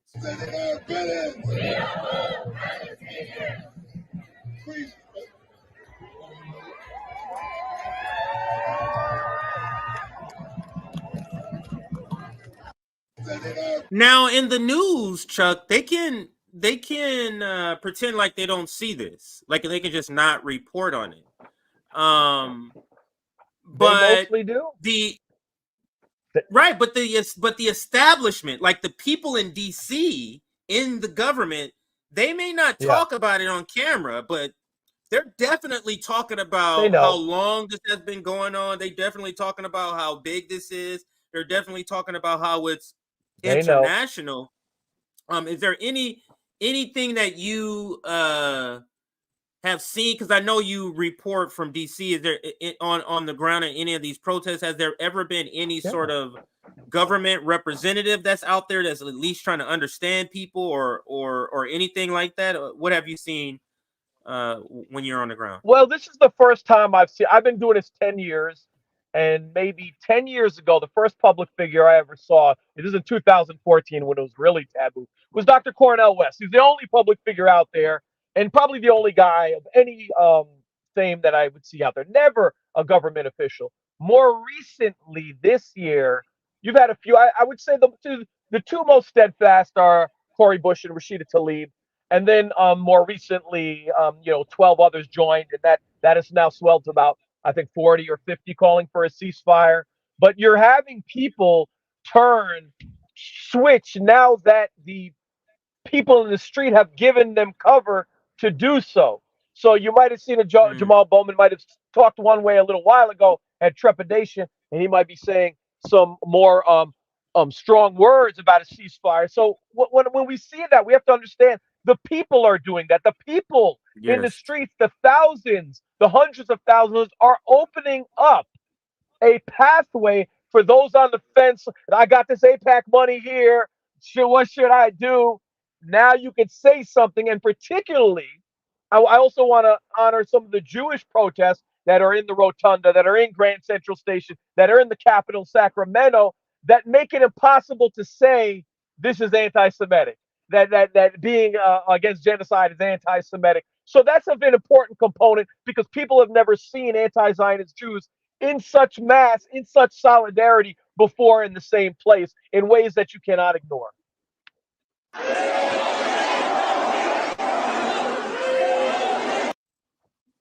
Oops, a minute for that to play right away. But this is just another look. Wow, this is Turkey right here, because I want to give a couple of different places. So this is Turkey, mass protests in favor of free in Palestine. And let's turn on the volume here. Let's see.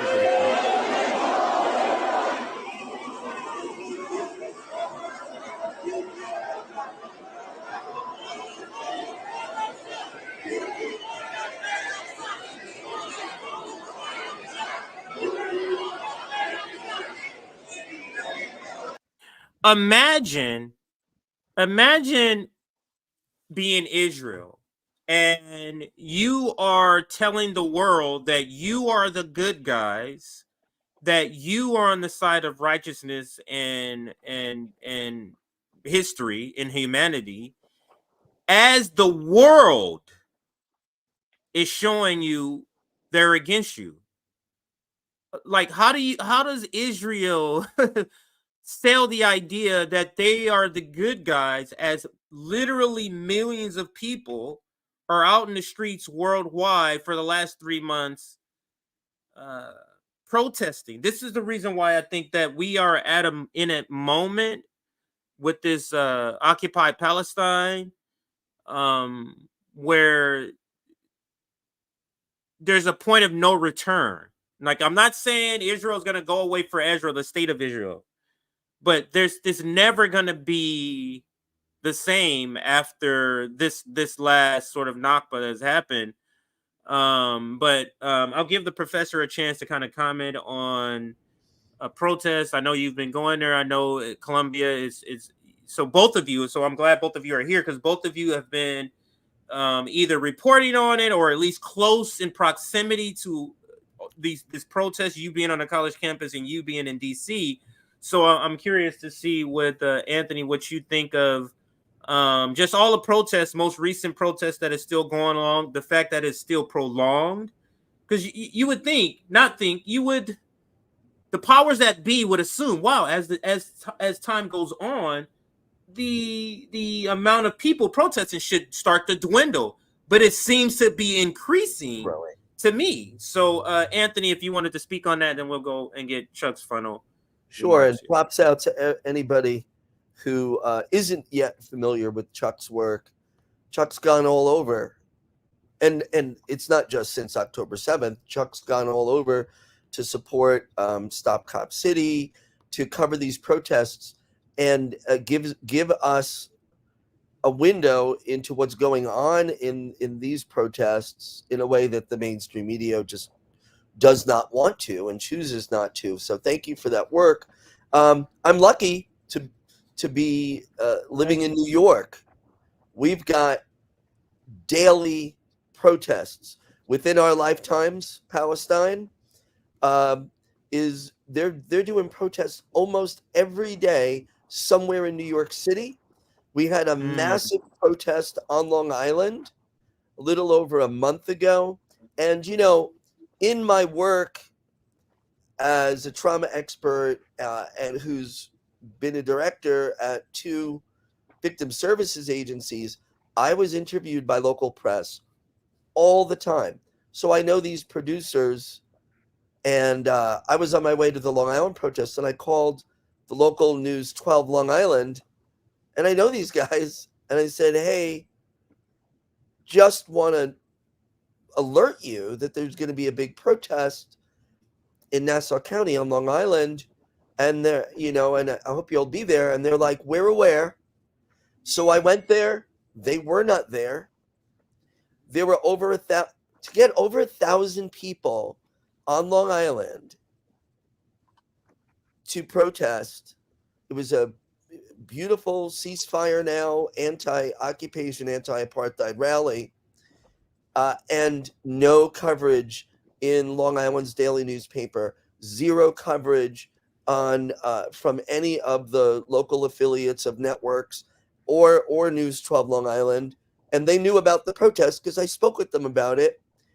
And it's interesting, the day of the protest in Long Island, News 12 aired a segment where there was like less than 100 people at a pro-Israel memorial ceremony, which is fine. Like, cover that. That's relevant news to some people on Long Island. But you ignore a protest where there were over 10 times the amount of people. Literally, and this was a protest, a permitted one, because the police were there and literally shut down traffic so we could go down Broadway in Hicksville, which is a big, big commercial corridor. And we went to the Northrop Grumman headquarters, and they placed, mock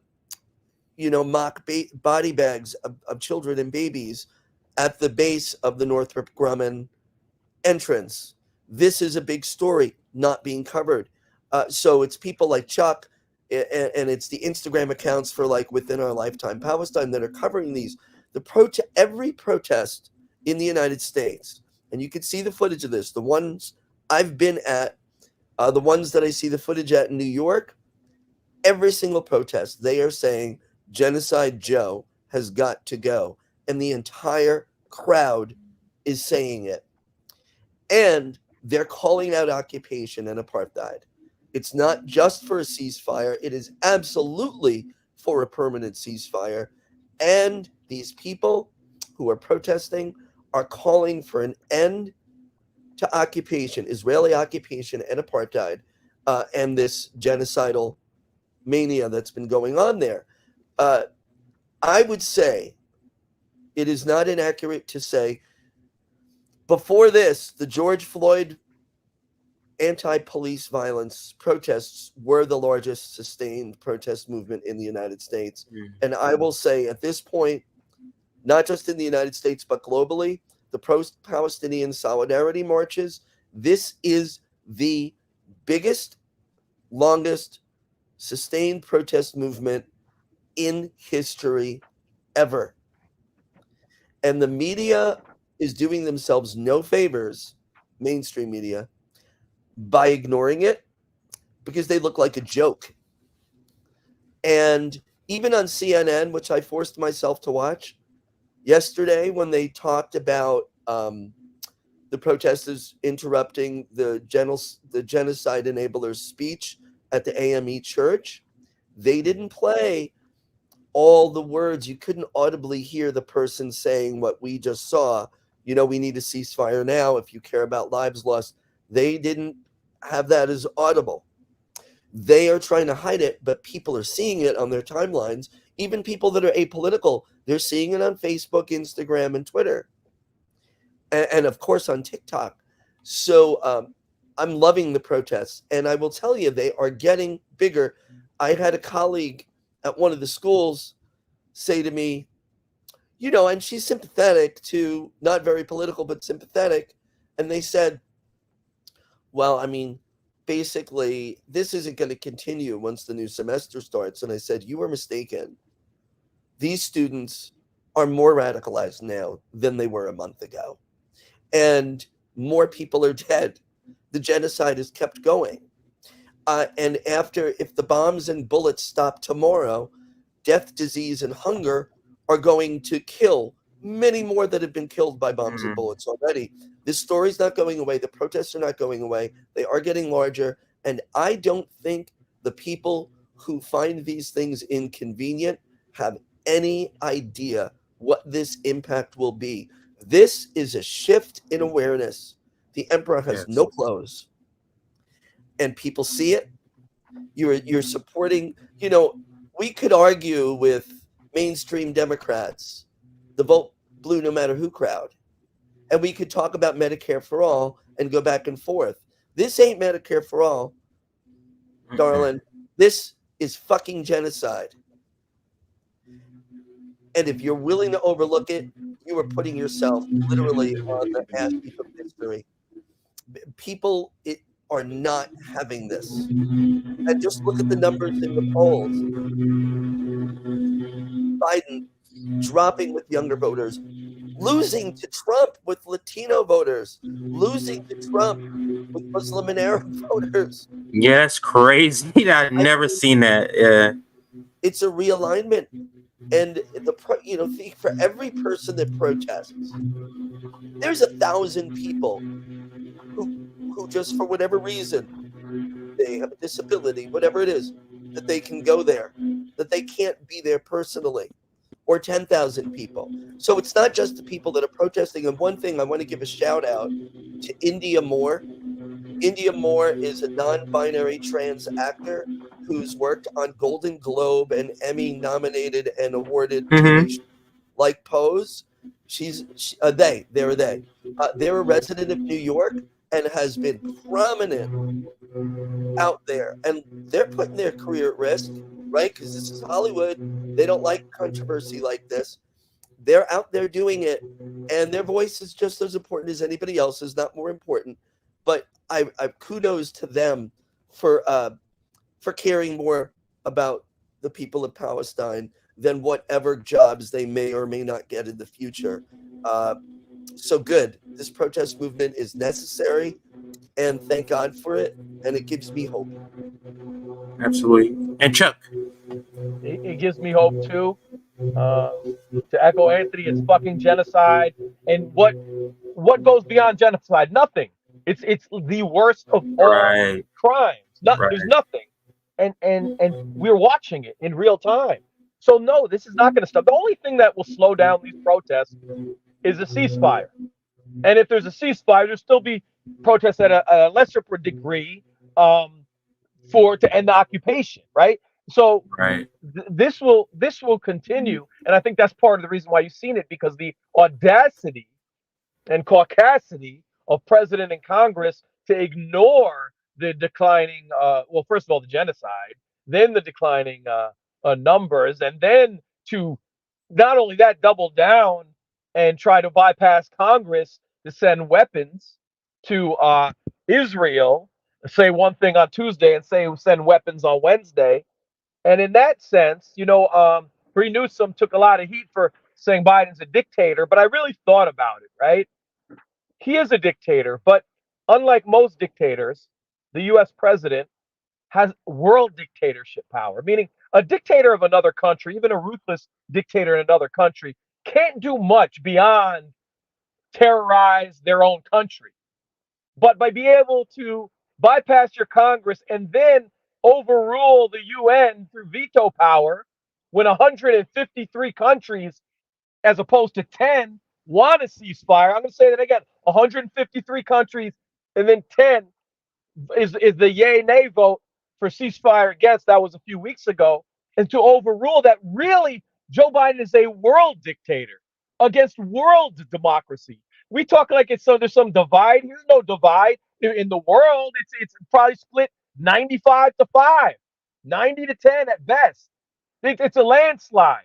So you have really a world dictatorship, and Biden is being that world dictator. But the people are out there. They're giving me hope, no doubt about it. They know the truth that's going on, and they want a new system. They want a new world, and they're willing to sacrifice their school standing, their jobs, and more people are coming out. And the more that the polls shift, you're opening it for maybe some of the safer people who don't want to risk to make it safe, to open that Overton window. And you're going to see more people come out. And that's the point of activism. I know a lot of times, I'm going to say this one last thing. I know a lot of times we complain, right? I see it with activists all the time. Oh, where were you back then? How come you were just coming in now? Well, we do that, right? No, we do that. I'm like, well, that's why we're out here with 30% of the population believed in this. And we were out here. We wanted to get to 50 so they come out. Now we're mad at them. We knew that going in that's the deal. That's what activism is. So we try to open that space. And when that space comes, it opens the door. Their liberals ain't going to come until they see their favorite liberal come first, right? That's just liberal behavior. So, but we're here to open that door, to make real change, to have a ceasefire, to stop the murder. This is serious stuff. And I couldn't be happier with the resistance. And that resistance includes, let's not forget, McDonald's, Starbucks losing billions. Okay, so that has to be part of this component. The money, the only language these people understand, has to be part of this component, and a central part as well. Yeah, and I'm glad you brought that up, because just we're still in the same segment. It's probably the last maybe 20 more minutes, and we're gonna be done here. Because I also wanted to ask both of you about the boycotts, because I think I've seen both of you tweet about it, but I'll bring up Chuck's tweet first. Give me a second to scroll down. I know you tweeted, the McDonald's tweet right here. And let me share. And it's McDonald's with the other this is a new thing Twitter does. When you click on it in your bookmarks, you got to click on it twice. Anyway, yeah, that's new. All right, so let me share my screen. This is a tweet from you, Chuck, and it's talking about the boycott. I'm glad you brought that part up. I was going to share this in just a second. But you say McDonald's is rightfully going bankrupt in Malaysia and are suing a democratic boycott movement, or a BDS movement. And here goes some of those brands. And it says, the tweet says, McDonald's Malaysia just sued BDS there in Malaysia for lost profits. Wow, that is crazy. And it says organic boycott targets Domino's Pizza, Pizza Hut, Papa John's. I think that says Wick, Burger King, and McDonald's. What do you know, Chuck, about the boycott, how it's been going? I know you've been kind of following it, but what say you about this boycott and just in general BDS and doing boycotts like this and the effectiveness of it? Well, BDS has just been a wonderful program for years. And you knew they were scared because for years ago, there was, I think 2016, they started making laws in America that you could be punished by the government if you are protesting for BDS. And that was the first strike against democracy. And that preceded a lot of the racist laws about banning books and other things we've seen in more recent years. But it happened, it was bipartisan and it was quiet. And so you're talking about McDonald's now. And that was Malaysia. Malaysia's a heavy Muslim population. So the first McDonald's that are going to go are going to be around the world with heavy Muslim populations. But that's going to extend in other places and other non-Muslims who are saying, no, I'm not for genocide. And what I think that this particular movement has done well, Stop Cop City is doing well in this as well, is, okay, there are a lot of companies that have been favorable. So like Starbucks chastised their union for having pro-Palestinian messages, and they did it publicly. Well, they lost $9 billion. But they started, when I talk to Palestinian protesters, they say, we know there are a lot of companies.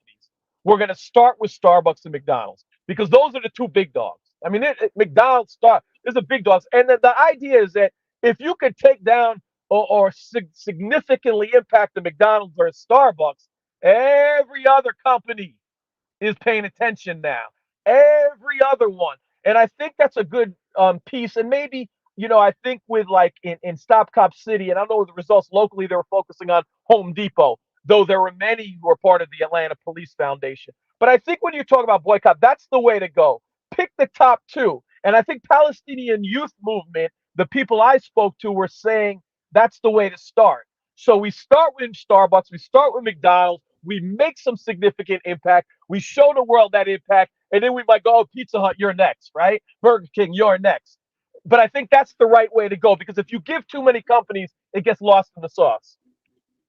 That's a great point. And also, if there's too many options, people might feel, oh, this is too much. You're asking me to do too much. And this doing it the other way, where you start out small and then build up, it's sort of build momentum. But to your point about Starbucks and McDonald's, both of them have been in the news about boycotts, and both of them have been in the news about boycotts in a good way, meaning that the boycotts are working. And to Starbucks, the point about Starbucks is after Muslims worldwide boycott Starbucks, and I would say more Muslims and then people in solidarity with Muslims, nearly 11 billion was lost. Starbucks CEO calls for peace. And he says, our stance is clear. We stand for humanity. And I love how these organizations, these companies try to put out statements to walk a fine line where they don't really say much. They just give out these statements to pretend like I'm for humanity. So what are you doing to make sure that happens? You get what I'm saying? They're never willing to do much in that way. And here's McDonald's headline. It says, McDonald's CEO says, misinformation about company stance on Israel Hamas war is hurting sales. So it's misinformation. I'm curious to know, what does he mean by misinformation? They're trying to say that because they haven't explicitly say, hey, we are, staunch supporters of Israel, that means it's misinformation. It means it's misinformation that you guys think we support it. No, you supporting them in other ways. It doesn't have to be publicly supporting them. It doesn't have to be supporting them with funds. Keeping silent in some ways is also being complicit in that way. And let me play this short video, then I'll get Anthony's take on this boycott, and then I got one more receipt for this segment. We can probably close out here. Here is about Starbucks. This is a short video, 30 seconds. boycott made Starbucks's value drop by $11 billion. The company faced negative headlines regarding its support of Israel, while the Starbucks Workers United Union expressed solidarity with Palestinians. That's when customers, supporting the baristas, started ditching Starbucks for their neighborhood coffee joints, making videos with calls to join the boycott. The company's legal actions against the union, and constant staff strikes demanding improved conditions, have resulted in significant losses for Starbucks. Boycott made Starbucks's And that significant loss, like I said earlier, translates into about $11 billion. You see the tweet right here from Sabby, and she says Starbucks lost $11 billion due to boycotts. Now they want to call for peace. I say let Starbucks lose another 11 billion, and I also agree with that. And one last headline for McDonald's, and then I'll get your take on it, Anthony. And it's McDonald's chief says anti-Israel boycotts are hurting sales in the Middle East, and that is from the Middle East but Anthony, what say you about these boycotts? Had you heard about the McDonald's one and the Starbucks one, and what's your view on these boycotts and BDS and moving forward on that? I can't think of two better companies to boycott, even if the genocide wasn't happening. Okay, so you look at all those brands: McDonald's, Burger King, Pizza Hut. I live in New York. I can't even believe there are Pizza Huts here, but we have the best pizza in the world. Why would anyone go to that? But people do. They also go to Olive Garden sometimes. Drives me nuts. That's a whole other segment we'll talk about another day.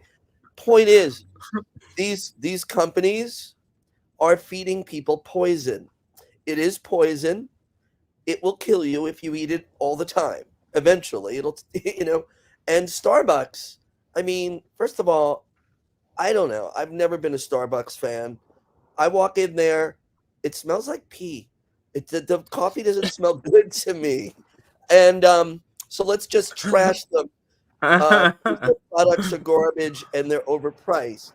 That said, they also, neither of those places pays their workers a living wage. So there's that. But I heard some pushback from people defending McDonald's, and they said, well, the McDonald's, it's a franchise, so they're individually owned, and those franchises owned by like one company in Israel, they were giving McDonald's food to the troops, but that's not the corporate McDonald's fault, right? So I heard that argument, and I'm like, well, corporate McDonald's can say you were not permitted to give free food and do photo ops with our brand to an army actively engaged in genocide. So McDonald's Corporation doesn't even have to come politically out and say we support a free Palestine. That's okay. It's your right not to do that. But it's your brand, and you're allowing those franchises to use your national global brand to and then in photo ops. And the only thing I thought when I saw some of those photos of IDF soldiers with bags of McDonald's, written in the Hebrew, because it's a different country, a different language, but you could see the yellow arches and all. I thought, in a way, this might be one of the best weapons we have against the IDF. Make them fat and lazy, because this food ain't going to make you stronger, and it's not going to give you endurance.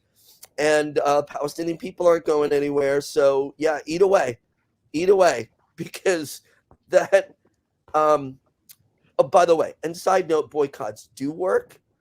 That's why they're so afraid of them. And this is the quickest I've ever seen a boycott work. Losing $11 billion.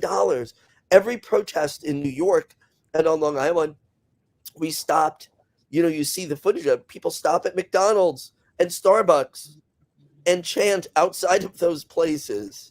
So this is also not going away. These companies, again, are hoping, once the protests stop, this will be okay. I'm letting you know, to those brands and others, you've lost customers for life. Genocide is a red line that you can never come back from. Joe Biden could support he won't, could support a permanent ceasefire and pushing that two-state solution tomorrow. And he'll never come back from it. And I'm glad that we, who are on the right side, have made it so that genocide is a line that once you've crossed it, you can never come back. Ever. We forgive a lot of things in our society. We allow people to rehabilitate themselves, right? And that's great. Not from genocide. These brands are going to suffer for a long time, and they should. I also just want to emphasize what Chuck said. I like the idea of picking give people two things to do, because if sometimes you look at the page and it's got like 50 companies and it's like, well, I got to buy something. So you pick those two and you just hit at them as much as possible. I probably need to post more about it. Thanks for reminding me. Absolutely. And go ahead. I want to say one thing. College students, here's something you can do, because many colleges have little Starbucks franchises in them, or I don't know if any have McDonald's. I'm sure there must be some, but I see the Starbucks thing in some colleges. Boycott. Pressure your school to get rid of it. Boycott, boycott, boycott, boycott. Do not buy anything there. Pressure them. There shouldn't be those things on school campuses anyway, but if they're there, that's a great place to start. Absolutely. And we have come to the end of the show. We have to scratch the last segment, or a couple of segments we're going to have to scratch. So for those that are here let me tell you which ones we're going to just push to the next stream. Police killings are up in 2023. It hit a new record. So we're going to push that one story. And I think there's one other story. Yeah, the Obamas are scared AF. So those two stories we're pushing to the next stream. This was a fantastic conversation. What I want to start doing is trying to reach out to you guys. I need to get somebody that books just for my shows guests, because I'm bad on just reaching out to people with enough time. You guys are both know I usually an hour before I'll say, hey, you want to join? And just this time I already knew I wanted to talk about this stuff. So let me hit them up ahead of time. But I'm looking to do this a little more frequently. So I'll be hitting both of you guys up. At least I know Tuesdays, both of you are available sometimes around this time. So maybe on Tuesdays I'll hit you two up for conversation. This has been a very interesting stream. Let's just put it that way. But I had a moment in the stream about what's happening in Palestine, and I think it speaks to what all of us are feeling about what's happening in Palestine. And I mean, this is all we're talking about ever since October 7th. And it doesn't seem to get like I'm tired of talking about this. You get what I'm saying? It's like it's never too tired to talk about ending a genocide. You never get too tired to do that. So I do want to give you guys the opportunity to give sort of your final words. So you're good on Tuesday until your semester starts back up. So I'll go to you, Anthony, to just kind of your final words. Tell us, where can people find you? Let me know about your schedule as far as when I can hit you up again. Yeah, and then, any any sort of action that could be coming up that you want to announce, or anything coming up that you want to announce yourself. I'll go to you first, and then we'll go to Chuck. All right. Thanks for having me on. So I've been watching your live streams, and then when they're not live, the archived. Everybody from the network. You got you, Sabby, Jay, the other Jay, JB, and even though I haven't been on it a bit, I find myself talking to the screen. But thank you for being out there all the time, guys, and doing this work. And anybody that can afford it, please subscribe, because it's important. It's how people keep the lights on and keep the stream going. I guess my parting message is just one of, where can you find me? Find me on Twitter. Feel free to yell at me. It's okay. I can take it. I have a thick skin. The other thing is, within our lifetimes, Palestine on Instagram. They're out there. They have a wonderful. They're always showing great footage of protests. So give them a follow. You know, I know that the student groups that have been shut down have Twitter pages. So Columbia Students for Justice in Palestine has a great Twitter feed. They retweet some of the students that I mentioned, that I talked about. I'm not mentioning their names. Students for Jewish Voice for Peace at Columbia and in other schools also have, they just started their Twitter account. So give them follows, retweet them when they say something you agree with. The one thing I do want to say is this, you know, when CJ, when you had your few moments where you were feeling it, right? That's wonderful. That means you're human. And a lot of us are very sensitive. So we are not giving up. We believe in relentless solidarity. It's not temporary solidarity. That said, we need to breathe. So if you are out there and you're either an online activist or, you know, punching away at your keyboard, or you're out there in the streets, I've told this to my students who are activists, you need to breathe. Remember to drink water. Remember to eat a few meals a day. Remember to get sleep. And you do not have to be at every protest. That's why we have a mass solidarity movement, because sometimes you need to step back. Sometimes you need to stream some stupid show or read a book or walk your dog or hug your cat. But remember to keep the people around in your life who make you feel loved and wonderful. And please pace yourselves, because we are in this for the long haul and we need you healthy, and it's important. I just wanted to throw that out. Yeah, I And Chuck, appreciate that. I appreciate that. I appreciate the invite, CJ. I appreciate being in the same space with you, Anthony, after all this time. And thanks for making it happen, CJ. Yeah, about that moment. Listen, you know, people see us. They come on. We come on here. We're fighting. We're in fight mode. We're in throwing punches mode. We have to fight. There's a genocide going on. But like, everybody's had that moment that you had it and more. I've had times I'm just alone and I just like broke down crying, just broke down because like how do people not get it? Like how do people like pulling your hair out? I don't know anybody who hasn't had that. You're pulling your hair out. Genocide's going on. What the fuck is wrong with you? Why don't you see this? And you lose faith in humanity, not from the people who you kind of know, not from the politicians that are bought by APAC you expect, but people in your life who are family and friends that you expected more from, that you didn't put in that column. And then the biggest litmus test has arrived, where everybody is writing down where they stand, right? So and so you have these moments, but when those moments are over, and we've all had them, and I agree with Anthony. You gotta pace yourself. I'm not an expert on that. I should probably do therapy with Anthony, by the way. Yeah, I got no advice because I have mastered nothing. I won't charge you, Chuck. I appreciate that.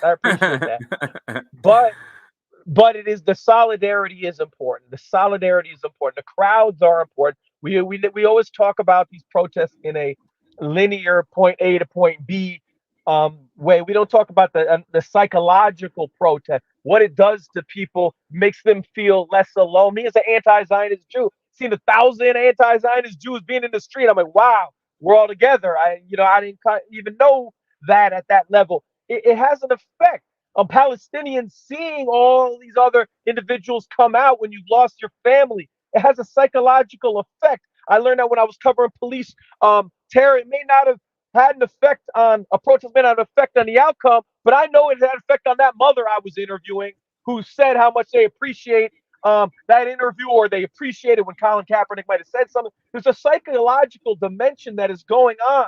And every single person at a protest might be the first time they've ever been radicalized, and you could have changed the course of their life for the next 20, 30, 40 years. So I say that to those who say protest doesn't matter. It matters on so many levels, and it matters on the psychological level of empowerment as well. So let's get out there January 13th. Let's make it happen. Absolutely. And I wish like one of these national ones, I'm going to come out to DC or wherever it's, wherever it's going to be. I want to get there. And of course, the satellite one that'll be here in LA. I think there might be some protests going on. I'll probably go to that one, but I do want to get out there once or twice out in DC. All of us, all of RBN, we've been talking about that. So, but thank you two gentlemen for joining the stream today. Like I said, if not next Tuesday, because I know you're going back to teach, maybe I'll hit you up, Professor, because I know you're going to be teaching soon, so you won't be available. So maybe I'll hit you back up next Tuesday. But if not, maybe every other Tuesday, once a month or something like that. I'm going to try. I really want to get better at being more consistent, having you guys come on and giving your great insight on this network. So I'll put you two in the back. Again, thanks again. And you can take off whenever you're ready. I am up against a hard out, but I still wanted to bring you a couple of things. Nina Turner went on Abby Phillips' show. I forget what it's called, but it's on CNN last night, and she was on there. So this is something I'm going to cover this video. But Sabby talks about the same thing. She went on The Hill this morning. So let's have our outro video will be this clip from Sabby talking about Biden's speech. So let's listen to Sabby here. And actually, let me see if I have a super chat here. I showed it a couple of times, but I'll read it. Cold Truthful Show. CK, I think you mean CJ. Keep drop Bakersfield, California. Or maybe CK is means something else. I could be reading into it. And then I wanted to answer this. I forgot about this one. What's the deal with RBN Long Beach? I haven't done anything in RBN Long Beach for several months because of for those who've been following the living situation, got kicked out of my place and I had to find a place real quick. And I had a fundraiser and all that stuff. So I've been in this sort of makeshift area, not close by the Long Beach. So that's the reason why it's been kind of dormant, but looking to get back active in the next month or so. So if you're interested, email if you're in Long Beach or any of the surrounding cities, Paramount, Carson, Seal Beach, I don't know, Signal Hill, El Monte. There's a lot of cities around here. Anaheim. I know I'm missing something. Cypress. Any of these surrounding cities, Cerritos. Email if you want to be a part of the RBN Long Beach. Whether you want to be part of when we feed people in homeless shelters or you want to be a part of the media part. Let's say you want to be a producer on RBN Long Beach because we have some podcasts on that channel. If you want to be a producer on that channel or if you want to have a podcast, if you're looking to have a podcast, you want to have a podcast show on RBN Long Beach, here's the email. And you can email us in the subject line. You must put RBN Long Beach podcast host. RBN Long Beach. It must say that in the title line if you're interested in being any of that. All right, now I'll go ahead and play this video as an outro video. Thank you for watching. Here we go. The nerve of Joe Biden to appear at a Black church after he has reneged on the promises that he made to the Black community when he ran for president in 2020. He has some gall, but we can't be mistaken. Jim Clyburn is sitting there right next to Joe Biden, almost as a sidekick, so to speak. And Jim Clyburn bears the responsibility of some of this as well, because he was the one that told his constituents to support Joe Biden in 2020 because Joe Biden was going to deliver for the African-American community. I actually graduated from the University of South Carolina. but I didn't grow up in South Carolina. So I never really understood the admiration for someone like Jim Clyburn. People would say to me, it's because he hosts a fish fry. You can fry your own fish. This just goes to show you how little we are willing to settle for in the Black community. We need to start asking these leaders, some of the Black leaders, what are they doing for the community today? And Jim Clyburn is not doing much for the community today. His district is one of the poorest districts in the country. Meanwhile, Jim is living just fine. So I think people like him have led us down this path. They've had us continue on the same path that we've been doing for the past couple decades, which is why we haven't received any type of progress when it comes to politics in this country. Now, in reference to Simone Sanders, we have to remember Simone Sanders was Joe Biden's senior advisor when he was running for president for 2020. She was hoping that she would get that press secretary gig. That didn't pan out for her. He gave that to Jen Psaki instead. And it almost seems like they gave her an MSNBC position kind of to just quiet her for so much of a bit. But this is Simone Sanders' job. She is still supposed to carry weight for the Democratic Party, to carry weight for Joe Biden, to defend him at all costs. And when she makes this statement that she's more concerned about the protesters that confronted Joe Biden, I'm more concerned about genocide, Simone. I'm more concerned about our tax dollars being spent to fund these wars abroad. I'm more concerned about the fact that the Democratic Party till this day refuses to give any type of real concessions to the African American community. Those are the things that Simone Sanders should be upset about, but she's not. She's trying to make sure she holds her spot at MSNBC.